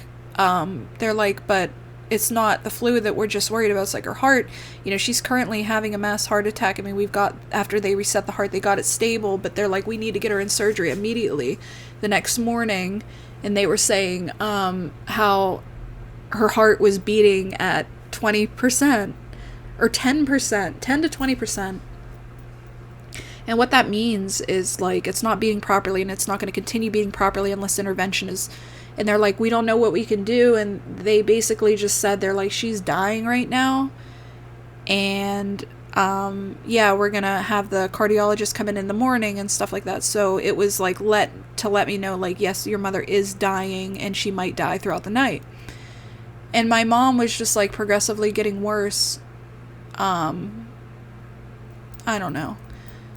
I tried to stay there overnight with her, and I promised her I wouldn't leave her. Like, I didn't want her to be alone. Like, that was my biggest fear, and that's why I went into psychosis, because, like, my mom was always scared of dying alone like her dad did, because her dad was a bitter man, and, like, you know what I mean? And I promised her, I was like, I will not leave you alone, because she didn't sleep, she was in so much pain. And her blood pressure was just, they're like, we have her on the highest, like, dose of, like, blood pressure medicine we can give her. We can't give her any more. Like, she is dying. Like, so, I'm just looking out the window staring. It's difficult. Like I said, I've said the story so many times, but, like, some of it's like, oh yeah, that happened. And oh yeah, that happened. And it all floods back, you know, and it is hard, but because I think the reason I get so upset is because it's like my mother abused me my entire life. And the only thing I got was like, I'm sorry, Sarah. Like, that's all I got. She was, with her blood pressure and stuff, I mean, she was dying, but I still promised I would do, like, my duty. So, I was like, kids, do not pound downstairs so I can do this video. I tried to stay there, like I said, and it didn't work because her heart monitor just kept, like, going on and off and on and off, on and off and on and off, like that something was wrong. Like, it would, like, slow down, and it was just odd. So anyway, I left. I ended up leaving, and she was asleep, but she saw me walk out, and she's like, where are you going? I was like, I'm gonna go home, Mom. I'm gonna get a couple hours of sleep, and I'll be right back in the morning. And she's like, okay. And I got home and I thought that, you know, something was really wrong, but it turns out that, like, she was still coherent enough, and she texted me and she was like, I love you. She's like, call Eli, my brother, who was living in Virginia at the time. That whole shit show. And I did. And I woke up at like 5. I went home at like 11:30, and I woke up at 5, and I got up and I got ready and I left and I went home. It was terrible, you guys. And I laid with her until 8. And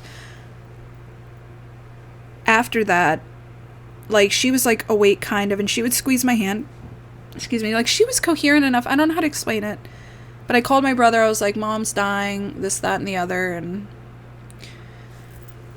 he wasn't going to be there till the next day, of course. I don't know. It's just hard to talk about a little bit. I'm going to take a break real quick. Okay. I'm sorry. You know how you, like, slow down talking and it's like, come on, get to the point. That morning the doctors came in, or the cardiologist doctor, and was like, hey, Deb, we need to take you into emergency surgery, get a stent put in. You're going to have to wear a life vest, you know, forever now, and all this. And my mom, like, thought, because her blood pressure was low, that a life vest was like this giant orange thing, like, that shocks your heart every time. And she's like, I don't want that shit. But basically, she turned everything down. She's like, med me up and let me die. She's like, I am done with this shit. Med me up and let me die. And I was like, what? I was like, what do you mean? She's like, I'm not going through the surgery again. She's like, they're going to have to put it, because the blood pressure meds weren't working. So they were going to have, for some reason, have to put a big IV in her neck to filter more medicine. I don't know what it was. They're like, we're filtering so much blood pressure meds through her that I don't know. Any RN out there that can explain the blood pressure thing, like, I don't know. But my mother refused all of it. She refused all of it. And, like, for hours after that, I was like, Mother, are you sure you want this? Like, are you sure you know what you're doing? She's like, give me a Pepsi. Let me have my last couple drinks of Pepsi and let me die. She's like, I'll be dead throughout the night. Because I think she thought in her head that she was going to die the same way her dad did, which he died from, like, black lung, and he came in on a Friday and was dead on a Sunday morning. Like, my mother didn't believe in God. She didn't believe in any of that stuff. She didn't want anybody. She had no friends that came to her side or wanted to come to her side, because my mother died a bitter, old, angry woman. And she turned down all her treatment. And here I am, like I said, a day before, like, oh, I'm getting better. Wee, my boobs, my psych ward, my this, my that, everything's good, and all this happy shit. And now my mom's dying, and I'm here, and I'm doing everything I went into the circle fucking of life, whatever, in the first place. And she was then told that she was going to be taken from the ICU to what's called palliative care. And my mom's blood pressure just continued to drop to where she started to sleep a lot. And while we waited for palliative to come get her, my mom, like, when she was downstairs in the ER waiting to go up, she's like, I started listening to Radiohead. And if many of you know, Radiohead is my absolute favorite band. I love Tom York. I love John Gray. Like, I love all of them. And my mom always knew that. And she always tried to get close to me. And I always took that comment when she was still coherent as a way of, like, I thought she was lying. And she was like, yeah, I started listening to Radiohead. So I didn't believe her. But that night, I'll explain. But yeah, while we waited for palliative to come, I played Radiohead for her. And I laid there, and, like, she would open her eyes and look over at me and, like, smile and, like, give me the wink. She always used to wink at me, like, when things were okay, like, to let me know they're okay. She, like, squeezed my hand, and she's there, and blah, blah, blah. Meanwhile, her heart's, like, failing, and she's not getting any intervention but, like, mass pain meds. So she gets taken over to palliative, and that's when things really started to get bad. Like, my mom just had a bunch of teeth pulled, and that's why she ended up I guess the antibiotics, like, gave her a heart attack. And she was, over there, and they thought that she was still coherent, even though her blood pressure, and they, like, force-fed her eggs and, like, cut her stitches open in her mouth. It's really sad. It's just really shitty, and that's why I just kind of zone out. It's not like my mom, because, I mean, it's just like, for example, I went home that night, and slept, and my mom was starting to sleep a lot, and the next day my brother was going to be home, but like to come see her, and I came in the next day, like I was there all night while she got over to palliative, but then the next morning, it was like the second day, she was there for 3 days, the second day hospice came, and it was right before my brother got there, and hospice was like talked to me and made me the power of attorney for her body and stuff, not for her needs. Because like I said, if you guys remember back in the beginning of the video, I was like, oh, my mom changed her will 5 times. Well, the 4th time was in 2021 when she transferred everything to me. Then she went after she blocked me later on in 2021 after I sent her the breast implant illness thing, and changed her will and put everything in my brother's name, like everything, like her home, her car, everything. I was not to get $1. So the first night in palliative, we went and I got my things from her home as she requested. She told me to go in, get money for her cremation, things like that. I have it all on voice message. And I went in to her house and I got the things that belonged to me and things I thought would make her comfortable. And I found, when we were taking some of my CDs back, I pulled out the box and all these Radiohead CDs fell from her desk. And I was like, wow, she really does listen to Radiohead. I spit a little bit. I took back my computer, which later on I have thousands of pictures, thousands of her and her grandkids. And my brother and I are so, like, not connected because he's a just trashy, mean person, nasty, untreated mental illness, evil person. And I have all these photos of him and her that I thought he would love. So this Christmas, I was going to make a box of, because I have her ashes, I was going to make a box of, like, memories for the kids. And I bought them necklaces that I have that still don't have her ashes in them, that I was going to give. And I was just like, because of his actions, like, I'm going to keep them till they're older, and then I will give them to them myself, because I know they'll really appreciate that. The second night of palliative, I ended up doing that, and I came down, and hospice came in, and that was a really difficult conversation, because in my head, I was like, no, I can handle this. She's going to come back. Like, I was delusional. And what's interesting is now looking back, like, it's funny that, like, my rational brain could not pick out that or accept that she was dying. Like, it was like, for some reason in my head was like, no, like, she's going to get better. Like, she doesn't need surgery. Like, she can refuse treatment, but she's going to get better somehow. Like, I don't know what was going through my head, but hospice was like, Sarah, hospice is a really hard situation. Like, you're going to be bringing your mother home into your home where you have to take care of her round-the-clock care and, you know, this and that and the other. And I'm like, yeah, bring her home. They're like, this is going to be a very hard situation for you if you've never seen a dying person. And the only dead person I've ever seen were at funerals and, like, my dad suddenly and things, you know. They're like, if you've never seen somebody take, you know, their final breaths or heard the death rattle, and my mother definitely got the death rattle. But anyway, my mom was, like, falling in a very deep sleep at that point. Like, she wasn't in active dying yet, but she was dying. Like, so there's stages of dying, apparently, like 3 of them. I don't know. I'm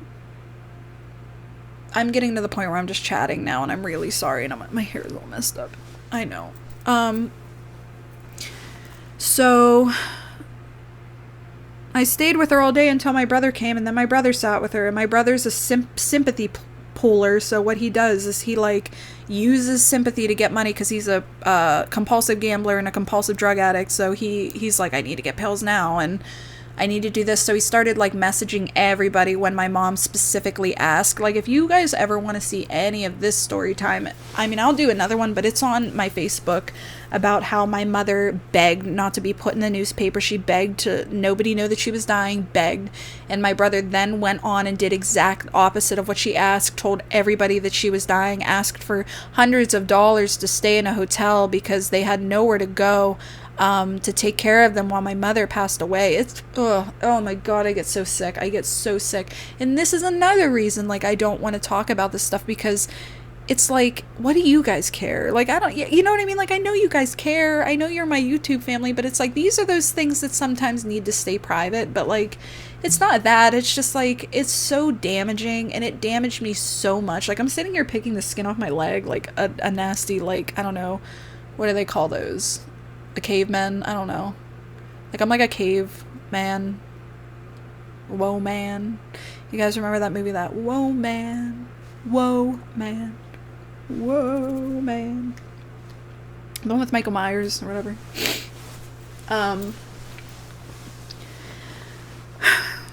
I mean, to sum up the story, it was really hard watching the nurses take care of her because they treated her not very nice at the end. Like, they put a catheter in her the next morning, and I was on my way down to the hospital, and my brother was on the phone. I was like, Eli, go in there with Mom, go in there and please. He's like, they're putting a catheter in her, I don't want to be in the room. And I understand, like, please don't think like I was trying to like her. I don't understand that he didn't feel comfortable. I get it. But like, in my mind, I was just worried about her being alone, and she was screaming, where's Sarah? Where's my daughter? Where's my daughter? And I wasn't there. And that makes me sad because I didn't want her to be alone. So I'll never forget that, like, blood-curdling scream that she let out in the background of the phone, like, while I was like, get in there with her, please. Like, please, somebody get in within there who you know, like, who she can see and understand and recognize. You know, all the times that she wasn't there for me, like, I don't care. Like, I just didn't want her to be by herself. That was my biggest fear. So I get down there, and, you know, that was the day that they were going to transfer her to my house. They put in a catheter that was not coming out, and in my head, I'm like, yeah, it's coming out. She's getting better. And they got her to my house. I mean, I'm just skipping over a bunch of stuff, but they got her to my house, and they thought she was going to die on the car ride. I mean, it was bad. It was really bad. Like, her eyes were already glossy. And, you know, they got her home, and we got a bed set up. I'll never forget this. Like, we didn't have the bed set up yet, so we had our spare bed put downstairs until the medical bed came the next day with her oxygen. It was sad, guys. There's so much to say. There's so much to say. My mom lived for 9 days after that incident. She spent 7 at my home. And a neighbor, like, walked into my house. This old asshole used to work for the fire department to look what was going on. He was this old, nasty man who walked into my home, who I thought was part of the fire department, because what had happened was they transferred her from, you know, the hospital to this, like, spare bed. She wasn't there. Like, mentally, she was no longer there. But we had to get her from the bed to the medical bed once it came, the hospice bed. And we had to call the fire department. And they came and they transferred her. And then while they're transferring her, some ass old man walks in my fucking home looking at my fucking stuff. My stuff. Looking at it and judging it. And oh my God, it makes me sick. It makes me so sick. I can't believe I'm even telling you guys this right now, because these are the things that were deep down in the... I'm looking at a Tears of the Kingdom Switch box that you guys are sat on right now, and I'm like, the chasms... or the chasms, or however you now pronounce it. And I'm like, the chasms of my mind are these horrible memories. And I'm telling you guys, and it's weird. I've never felt like this before. I'm usually, nowadays, a very private person. Very private. Very private. Not now. I sat vigil, which means not leaving my mother's side, for 9 days. The first 2 to 3 were at the hospital, obviously, and only went for sleep, but then I didn't eat while she was there at the house because she settled in and started dying. And I was horrified. I mean, at the moment I was delusional, and they kept telling me, like I kept asking them, I'm like, well, how can we bring her back? Like, what can we do to get her? I'll never ever post those videos, but I have videos of, like, me asking my mother when she was coherent, of the little bits. I was like, Mom, do you want to go back to the hospital? And I know deep down now, I know that she didn't know. Like, you know, you think, like, oh, you were supposed to be spending time with her. It's like, I sat with her for, like, 9 whole days. I wouldn't eat because I was guilty that she couldn't eat. I wouldn't drink because I was guilty that she could no longer drink water. Like, you're never supposed to water the dying or whatever. You're never supposed to give a dying person water, ever, if they're in active dying. And my mother was. And then here's my brother coming up for sympathy. He ended up getting kicked out of my home because he kept, like, sitting there and, like, these are, like, problems that I had. But yeah, he brought in his daughter, and she was only like 8, or she was 9 at the time, and he's like, look at her and say your goodbyes, and this kid is screaming, bawling, like please, I don't want to see grandma like this, and evil stuff, evil all around us. It really felt like that.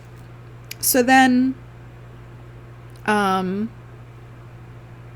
sorry, I'm starting to stare off in the distance again. I've been talking for almost 2 hours, I think, so bear with me. I'm surprised it's made it this long, but this video has been a long time coming, and I'm getting there. And I'll make the last part real easy.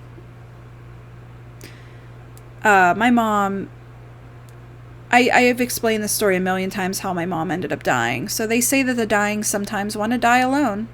My mother beat the death rattle. So she started having the death rattle 2 days before she died, which is normal.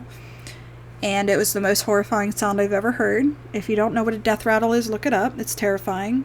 And my mom had it. And then all of a sudden I was like, well, I'm going to wake up and she's not going to be there. She stayed alive. My mom beat the death rattle. And she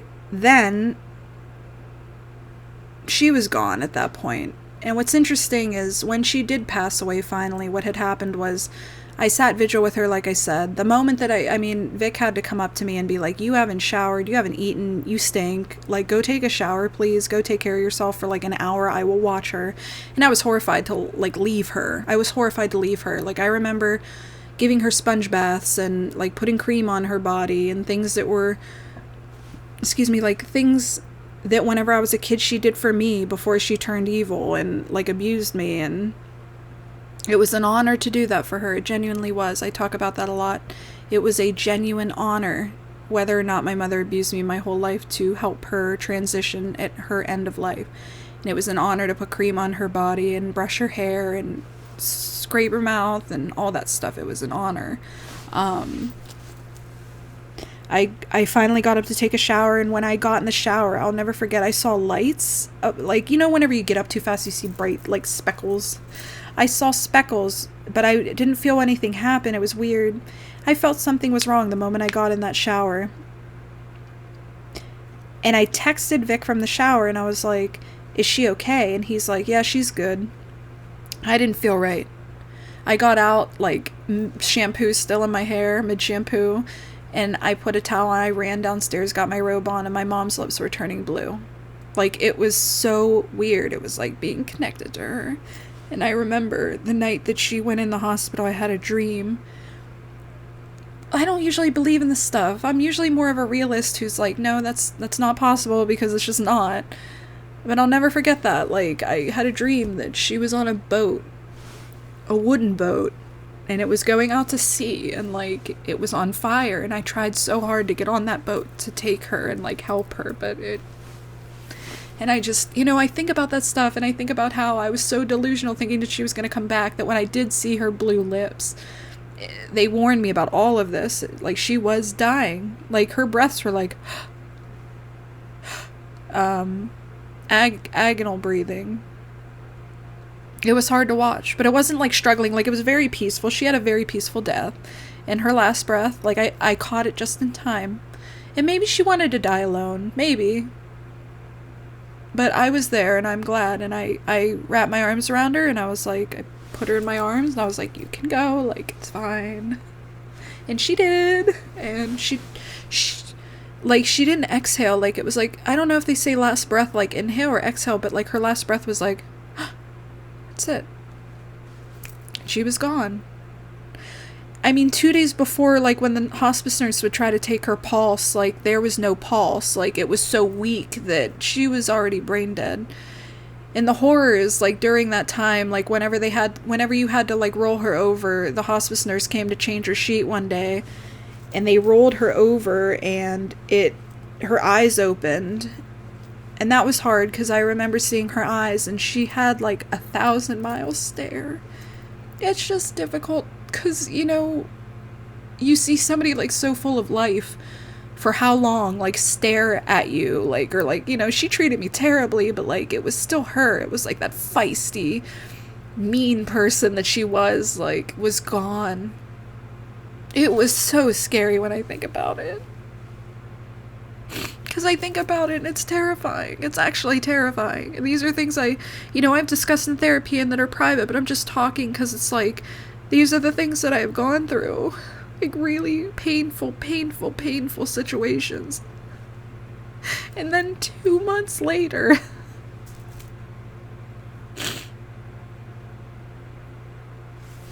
my cat, Munchkin, I can't talk about it because I'm in a lawsuit right now.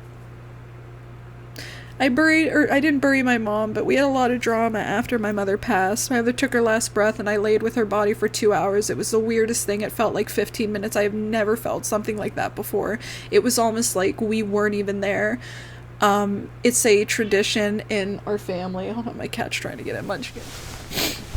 The $3,000 I gave my mother to have as an emergency funds, I ended up buying her urn and paying for her cremation with. It's so weird how everything came full circle. Come here, baby. And then, like I said, what happened to Munchkin? Here he is. He's scared because he's not. I love you. You're sweet. Go ahead.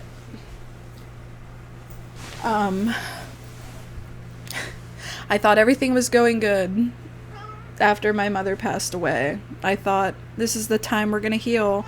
My kids had to be, like I said, he's just gonna meow. Are you gonna lay down? Meow. He's gonna step on the thing. No, you can, no. Hold on. Go ahead, lay down, baby. I was like, it's finally time to relax. Like, we've all been through so much. The kids had to be upstairs for 7 days while my mom died downstairs. You know what I mean? Like, it was a bad time. It was really hard.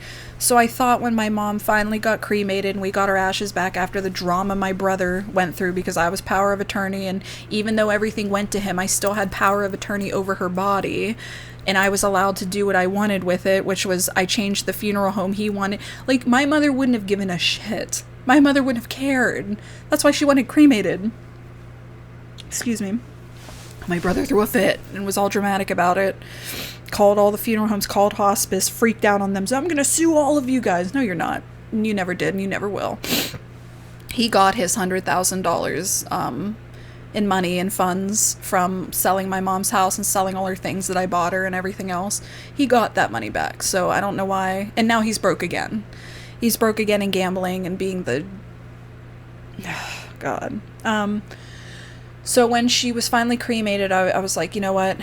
We're going to get better now. Things are going to get better. I'm going to do everything in my power to make sure this life is good now and nothing could possibly go wrong. Well,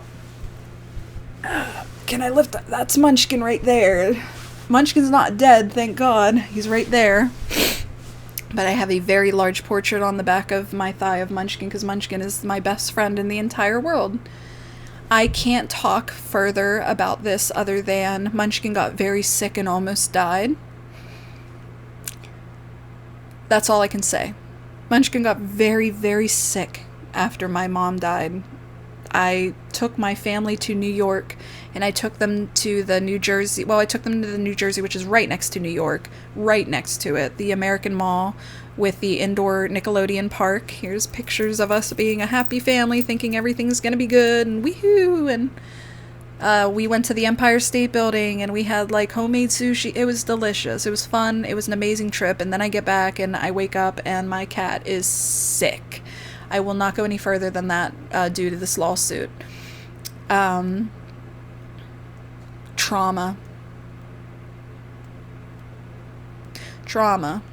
Just trauma. He's meowing to get out, and then he's going to meow to get back in, and then he's going to meow to get back out, so... Are you coming back? What's wrong? Are you a baby? He is. He's a baby. He's mine. Are you mine? He's not mine. He's not mine. Well, I love you. Yeah, he's pissed. Anyway, that's because he's on, anyway. That happened. Trauma. So much fucking trauma in 2 years, you guys. Trauma, and more trauma. And then after that, situation happened, it just got worse. And I started getting bullied by, you guys, I want to talk about it so bad, but I can't. And that's probably the biggest situation that happened that broke my heart was Munchkin. And I can't talk about it right now. So with that being said, after that, this is where my thyroid comes in. We are now late, let's just say we'll start back up at late August. I take my family to the beach, and I am miserable. I do not know what is going on. Munchkin's fine. He's survived. He's in a better state, whatever. He's home. He's wonderful. I am the happiest human that ever existed on this planet. I have trauma now where I have to be checking on him all day, like checking on my family. I think everybody's going to die at every moment that I love. Everybody. Even my therapist, every week, I'm like, are you okay? He's like, yes, okay. Like, are you okay? I'm like, no, I'm not okay. That's why I'm here. No, I love him. He's amazing. But literally, I go to the beach and I'm like, everybody there is able to walk like a mile. I can't walk. My heart's racing for some reason. I told you how I started having all these symptoms in 2021. All these weird symptoms, like I couldn't see, and I was doing these tests with my eyes, and I thought that it was this, and I thought that it was that, and I end up in the ER. I thought it was my throat because I was having all this raspiness and swelling in my chest and all this stuff. I was at the beach, and that's when it really got bad. Hold on, let me let him out. Well, now you are just stuck with me in my closet. I'm gonna put an edit in here of me falling through my front door yesterday, right as I said I needed to take a break and let Munchkin out. When he got off the bed, I went to climb off, and I had a whole glass of tea from the beginning of the video that just spilled all over my mattress. And we have a mattress protector that's like waterproof, and luckily it caught the tea because my brand new Helix mattress is under it. No, not sponsored by Helix, but still, that is insanity. Anyway, like I was saying, the whole situation with Munchkin happened and has been ongoing, and it's a really painful situation. I mean, there's nothing else to say, but it is what it is, and I promised I'd, always fight for him, and I love him, and that's all I gotta say. So with that, because of all of the stuff that happened, I was like, okay, so New York was great, but it ended in tragedy coming home. Everything that's happened before that has ended in tragedy. Let's just go. So, like I said, I started experiencing all these symptoms later on that year. You're gonna hear a buzzing. It's the lighting. I've got nothing left. You guys just gotta handle it for me if you've made it. If you've even made it this far, what can't you handle if you're handling my voice this long? Ew, look at my knee. That's another thing that, unfortunately, liposuction did when he said that he was... Look at all this, like, texture. Like, we could, like, make a whole man out of this leg. Like, what is that on Rocky Horror when he's like, I'm gonna make a man out of you or something? I don't remember. I decided to take the family to the beach. We met up with my sister-in-law and her boyfriend. It was a great time. She's now pregnant with him and engaged. It's all this sweet stuff, I think. When I say I think, I was going to say engaged, and then I was like, I didn't get to the point. But she's so happy, and I'm just so happy for her. Like, I know I'm rambling, and it's because of all the chaos that's happened in this couple hours. A lot of trauma to talk about. Like, I haven't talked about this in a long time. Very difficult time in my life. But yeah, so to come to all of this, I guess, is I took my family to the beach last year, and I was noticing, like, I specifically remember a memory where we lost our car, or like we were trying to find the parking lot at the beach, like, because we had been walking around the whole day, and like every couple like feet I'd have to sit down because my lower back was hurting so hard. My heart was racing. I was having really bad irritable moods, like terrible feeling. I was having, like, not brain fog, but, like, memory loss, and just a lot of problems started happening. So it turns out I got a phone call the day before we were supposed to leave the beach. But anyway, with the parking lot thing, I was like, everybody's walking like it's fine. Like, everybody's walking like they don't feel like shit after, like, an hour. It's like, I am literally in so much pain and my heart's racing for no reason. And I was off the propranolol at that point, so, I mean, there was nothing I was taking other than my daily medication of methadone. So, it's like, yeah, something was very wrong. So we thought it was my throat, because I started having swelling in my throat, all this raspiness. To this day, nobody thinks to check the thyroid. I go home, I had a doctor's appointment before that to see what the symptoms were. Nobody thought to check my thyroid. They're like, oh, we'll send you to a GI specialist. GI's like, we'll order a scope. I go get the scope. They found like mild chronic gastritis, but nothing else was wrong with my stomach. And nobody could figure out why I was having all of these crazy symptoms. So eventually I got home from the beach. It was like July or August. And a couple weeks later, like the heart, it's just got so bad, like all these symptoms, like my muscles were so sore. I felt like an old person, like it was bad. And I was like, something's really going on with my body that's serious. My voice was raspy. I had stopped smoking a year. I'm almost at 2 years not smoking. I quit smoking almost 2 years ago, guys. Like that's how long I have been gone and not talking to you guys and telling you about my life and regretting it later, like I'll probably do now, because now you know all my insecurities and use them against me and I'm kidding. Sort of. Like I said, if you've made it this far, then you're either a real good enemy or a really, really big, loving, caring person, because I can't tell. I'm just kidding. I went to the hospital, eventually to the ER. I went back to Conemaugh, and it's been a while. You know, the last time I was in the ER, my mother, unfortunately, was in there dying. So they took me seriously, and they took my blood, and somebody thought, finally, you know what, let's test her thyroid. Let's see what's going on. And my thyroid was going nuts. And they were like, have you ever been diagnosed with Graves' disease? And I was like, no, I don't even know what a Graves' disease is. It sounds terrible. I'm already a Cancer in my tarot or whatever, like my astrology. It's like, I sound like I might as well need to die at this point, right? So I get diagnosed on the spot with Graves' disease, hyperthyroidism, and they send me home. Like no beta blocker, no methimazole, like which treats hyperthyroid, like nothing. They're like, oh, follow up with this referral. You might get a call in 6 months. But so the next day comes and my heart is just racing. Like the symptoms are getting progressively worse, and it's not anxiety, because I noticed when things are really, really bad, anxiety goes away. Like you're in a real shock of a situation. Like my psychosis, I'm going to explain that in a minute. I ended up going to Indiana because my therapist is from that area, and he was talking about, you know, the hospital out there. So I ended up driving out to that ER on Sunday. I went in on a Friday to the hospital after the beach, after my scope and everything, because of my symptoms. They diagnosed me with hyper. That Sunday, I waited a whole next day because I was like, I shouldn't go to the hospital. But I had a message on Twitter, the same girl who was there for me, the same ASM artist, ended up having the same issue as me. And she's like, honey, you do not need to wait. You need to go now, like back to the hospital and get treated. I go out to this Indiana hospital. They get me right in. They get me on immediate dose of metoprolol, immediate dose of methimazole, called an endocrinologist, got me an appointment the next day, said I was approaching what's called a thyroid storm, which can put you in a coma if it's bad enough. Oh my God, it's insanity. It's insanity at this point, what I've been going through. So I'm just like, all right, I'm on for the ride. I might as well just crash at this point. Like, please, somebody end it. Like, my heart has beat this fast, this long. Like, I'm going to put myself in heart failure. Well, we'll get into that.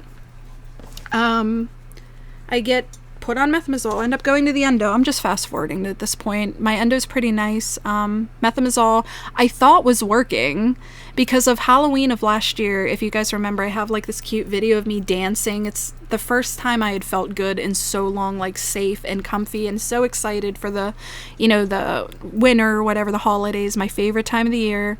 Ended up having a pretty good Christmas. But unfortunately, my methimazole that I thought was working was not, because when methimazole works, it works. It doesn't work for a week and then you need to adjust your dose. And then, you know, it's like we had spent when I initially went to my first endo, he's like, we don't just give people radiation to kill your thyroid or surgery. He's like, we have to see if medication works.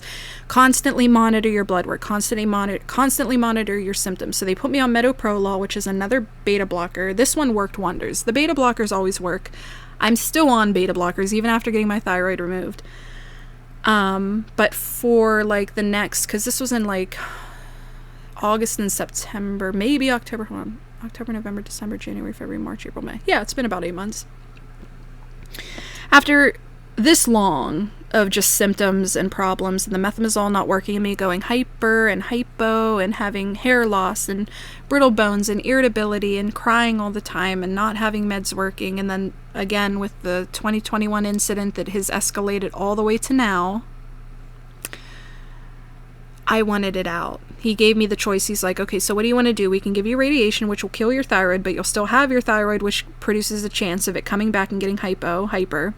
In that time, in the past 8 months, I've had 2 ultrasounds, right?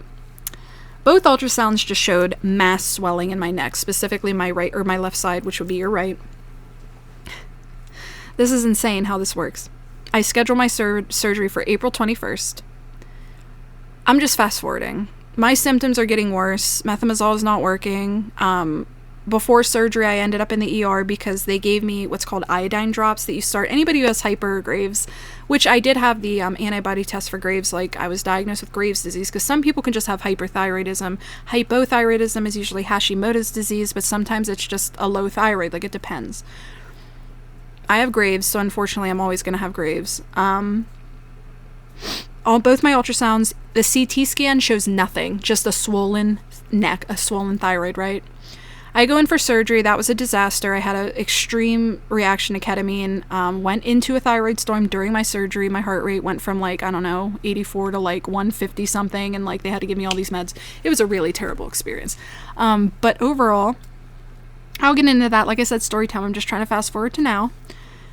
They sent the thyroid out to pathology. He's like, we found a couple nodules and a tumor. And he's like, we sent it out just to make sure it's fine. So why didn't the 2 ultrasounds and CT show? And he's like, well, your thyroid was so big that it must have been protecting all that in there. So I'm going to put a picture of 3 days later, or not 3 days, about a week after my thyroid surgery. I'm searching on my chart, and I have my appointment coming up to get my stitches out of my neck. And we're trying to let this scar heal naturally so I can get a cute tattoo, but it's healing really well without any creams and anything, and I'm just like, okay, now I'm pissed. I fast forwarded so much at this point. I fast forwarded through 8 months. I gotta go back to that. But like I said, we're almost 3 hours in. We should probably wrap this up now. If you've made it this long, you're not even in for the treat of the past 3 years, which again is going to be a whole series, and Munchkin when I'm allowed to talk about it. I get the pathology report back. Here's the pathology report. Pathology, whatever. And it says on the top, stage 1 papillary thyroid cancer. And I'm just like, okay, nobody calls me to tell me that this is a finding. And if you look, it's called an incidental finding. So that means that they were never looking for cancer, but they found it during the inspection.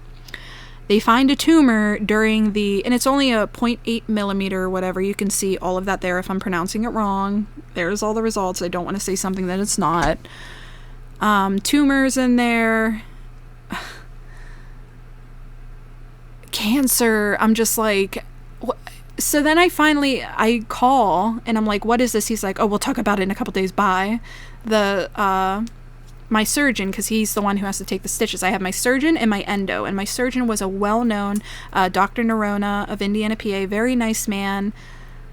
Could be a little bit more understanding. You know what's funny is right after my surgery, I had a drain put in my neck, which he cut. You can see the little slit right here where Sen is, to put the drain in. So here's here's a picture. You can see the drain in the picture.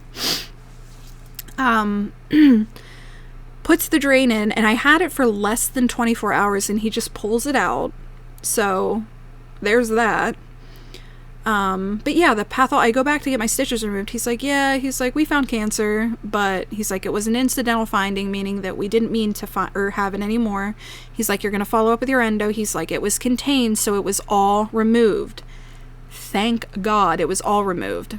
So I don't have cancer anymore, but I guess I did. And, what's funny is I was simply going to not opt for surgery. I was just going to keep trying, do whatever I can. And if I would have waited, it could have spread to my lymph nodes. And they did a lymph node check on my left side also. So whenever they took out my thyroid, it ended up being my left side was extremely scarred. Like one side had a ton of scarring and swelling. The right side had a tumor in it with the nodules that not a CT or 2 ultrasounds, one CT and then 2 ultrasounds, found in the findings. So that was just completely missed. And I'm at the point now where I have some other things going on that don't need like a trauma check. It's just from all of the issues and all of the money spent and all of the problems, genuinely, that have happened, and all of the things that are going on now that I don't need to talk about, but at the same time, it's like, there's a reason for all this, which, like I said, I'm going to talk about in the future, but right now I just wanted to finish this up and tell you guys about what's happened to me. I literally went from abuse to the psych ward to cancer being found, to luckily it getting removed, but it's the fact that they found that was really scary to me. And I had nobody to talk to about it. You know what I mean? I'm in all the support groups on Facebook, like the thyroid groups, and then, you know, all that. But it's the fact that, like, I almost waited, and that sucks. So if I would have waited, who knows? Would it have stayed contained? Would it have left? Like, what would have happened? I don't know. But yeah, so just if you've made it this far, that is what my 2021 to now has been like. And it has been the worst time of my entire life. I always talk about that stuff like, oh, when my dad died, that was the worst time of my life. When my kids, you know, had their situation, that was the worst time of my life. Then, after my thyroid surgery, my daughter had her hernia repair surgery, and I've been on, you know, like care mode for days now, just making sure, you know what I mean? Like, that scared me. What if something happens to Satori? Like, I think I already put a picture, but if not, here's a picture of us in our scrubs and pajamas. I was just talking to my therapist about that this morning, and I thought, you know, he thought it was cute, so. I've had a really tough couple years, and it's really, it's humble, like, you know what I mean? Not humbled, like, in the respect, like, or the way of, like, I don't know how to explain it. It's really put my life into a precious and fragile position to where now that my thyroid's gone, I'm on a medicine called levothyroxine, and it makes me really moody, and it makes me sweat a lot, hence the fan, and it causes a lot of problems. And I always wanted to give you guys an explanation of what was going on, but I kept getting hit and kept getting hit and kept getting hit. Just mark after mark after mark after mark, like tragedy after tragedy, situation after situation, loss after almost loss. I almost lost my best friend. You know, I used to say, like, I would literally wish I could go back, like when that situation was happening with Munchkin, and I was like, I wish I could just trade my mom right now. You know what I mean? Like, to make sure Munchkin's alive, because that cat has given me more attention and love than anybody or anything. You know, there's my kids, but I always keep them out of it because they're 9 and 10. Got it right, you know. And I don't insert them in my trauma. Whenever the psych ward thing was going on, they stayed away. When my mom was dying, I made sure they stayed away. I never involved them in anything, and I try to keep their childhoods as innocent as possible until they face reality. And my son's already coming home and making jokes about D's nuts, and I'm just like, well, he's 10 now, so like, these memes need to stop. Like, so yeah, guys, I am very fragile in my life at the moment. Fragile is an understatement. I am fragile. Life is fragile. I have never expected these things to happen to me. You go your whole life, like, you know, I have my drug addiction story, and my kids taken away story, and my dad dying story, and, you know, you have these periods where you can recall that were, like, really hard. But then there's right now in my life where I'm scared everywhere I turn, and all the time that I turn, that something bad is going to happen to me again.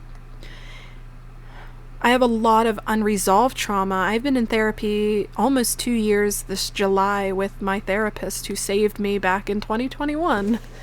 I owe him my life. I really do. I know that only some people are going to understand that, because when you go so long with nobody, and then somebody, you know, listens to you, and it's like you really become attached to them, and it's like he's like the father I never had, or the father I don't have, and it sucks. because like I said, I have mommy issues, I have daddy issues, mom's gone, dad's gone, and you feel alone a lot, and it sucks. So that's my past, 2, almost 3 years now, and I was very, very hesitant to talk about this, because like I said, the audacity of some people thinking that they can tell you, oh, you just needed to do this, or about the psychosis thing, that's because they never checked my thyroid. My thyroid has been going crazy for years. You guys saw those symptoms of my eyes. Look what happened to my eyes. Here's another picture or video clip I'll put right here of what happened to my eyes. My eyes are all misaligned now. One's bulging, one's not. It's completely ruined my life. My mother's completely ruined and damaged my life. I completely ruined and damaged my life, butchering my body, and now I'm suffering the consequences. If you've made it this far to the end of this video, there's going to be a series on my side channel again, like I said, and it's going to be of the much deeper, intense story times of what happened to me in the psych ward, the malpractice that happened with my drain, hopefully in time the situation with Munchkin, depending on what happens. My mother's story a lot deeper, what happened in the hospital, the drama with my brother. I want to start talking again about my life and talking about the lessons that I've learned, but again, I'm really fragile right now and scared. And I take things one day at a time now. I really do. But I want to make sure that I do it right. And I do feel better after doing these videos, and I hope that the audio didn't get messed up. Like I said, Munchkin got off. I went to let him out and the cup spilled all over my bed. I want it to be good. Everybody I talk to is like, you've been through, who knows, you've been through a terrible 2 years, no wonder you feel the way you do. I never thought this was gonna happen to me. All these things, all of these terrible things, over and over and over and over. I don't feel peace. The only thing that's offered me peace is Tears of the Kingdom right now. It finally came out. You guys know how much I love Zelda, the heart and the symbol and the fairy and the Korok and the blah blah blah. Games, I don't care if I'm 32 almost, games offer me an escape, and therapy offers me an escape, and Munchkin offers me an escape. And you're probably thinking, well, why haven't you mentioned Victor? I mean, that's a whole other thing, but I don't have any more time to talk about it today. Thank you if you've made it this far. The series will probably start either, what's today, Tuesday? I'll probably start it either Friday. We can start, if you've made it this far, I'll give it a couple days. If you can comment down below what you would like to see the first story time. I mean, if you've made it this far, you know all the situations, so pick your poison. Munchkin's at the door, but I am so grateful that through my downfall, all of you, for the most part, have stuck around. Truly. I mean, a lot of you knew what was going on because I'd post updates on Instagram or in the most vague perspective, but all of you mostly knew. And you stuck by me. You stuck by me through my breaks. You've stuck by me through my periods of sponsors, because, that's another video I wanted to talk about. Is everybody's like, oh, you only post when you get a sponsor. You're damn right. I have no money income. I stopped OF. I'm dealing with deaths. I'm dealing with health issues. I'm dealing with surgeries. I'm dealing with symptoms. I'm dealing with brain fogs. I'm dealing with dry socket symptoms eating my teeth away. I'm dealing with the repair of the things I've done to myself and the life lessons I'm being forced to learn right now for God knows what reason. I'm dealing with the repercussions of all of it, which are heart issues now. I have an anagram CT scan on the 9th of June to see what's going on with my heart. They found extra beats at the bottom of my heart, and my heart's going crazy. I can't catch a break. But you stuck by me. And I am so grateful. I know I've said that for years, but it just seems to get deeper every single year that I stay on YouTube. And I'll always be here. And I'm sorry if some of these posts are sponsored. My voice is raspy because I've been talking so long, and I don't think I've talked this long since my surgery. You can hear it changing. I'm grateful for you, family. And I need your help now more than ever, and I'll talk about it soon, but it's been rough. It's been tough. I know I'm a lot stronger, but I am also a lot more traumatized, and I have a lot of habits now, like constantly checking on Munchkin, constantly checking on my kids to see if they're breathing, constantly seeing if somebody's breaking in, constantly having intrusive thoughts that somebody's going to hurt me, a lot of sleepless nights, a lot of insomnia, a lot of thinking that, health anxiety, yes, I've learned a lot of coping mechanisms from these situations, but at the same time, I'm still dealing with trauma that I'm going to have to deal with for a long time until it's resolved. I love you. If you've made it this far, go ahead and leave a comment down below the first story time you'd like to see, and I hope this video gave you a little bit more perspective of why and what and how and where and when, and that's all I got. I love you, family. I'll see you soon.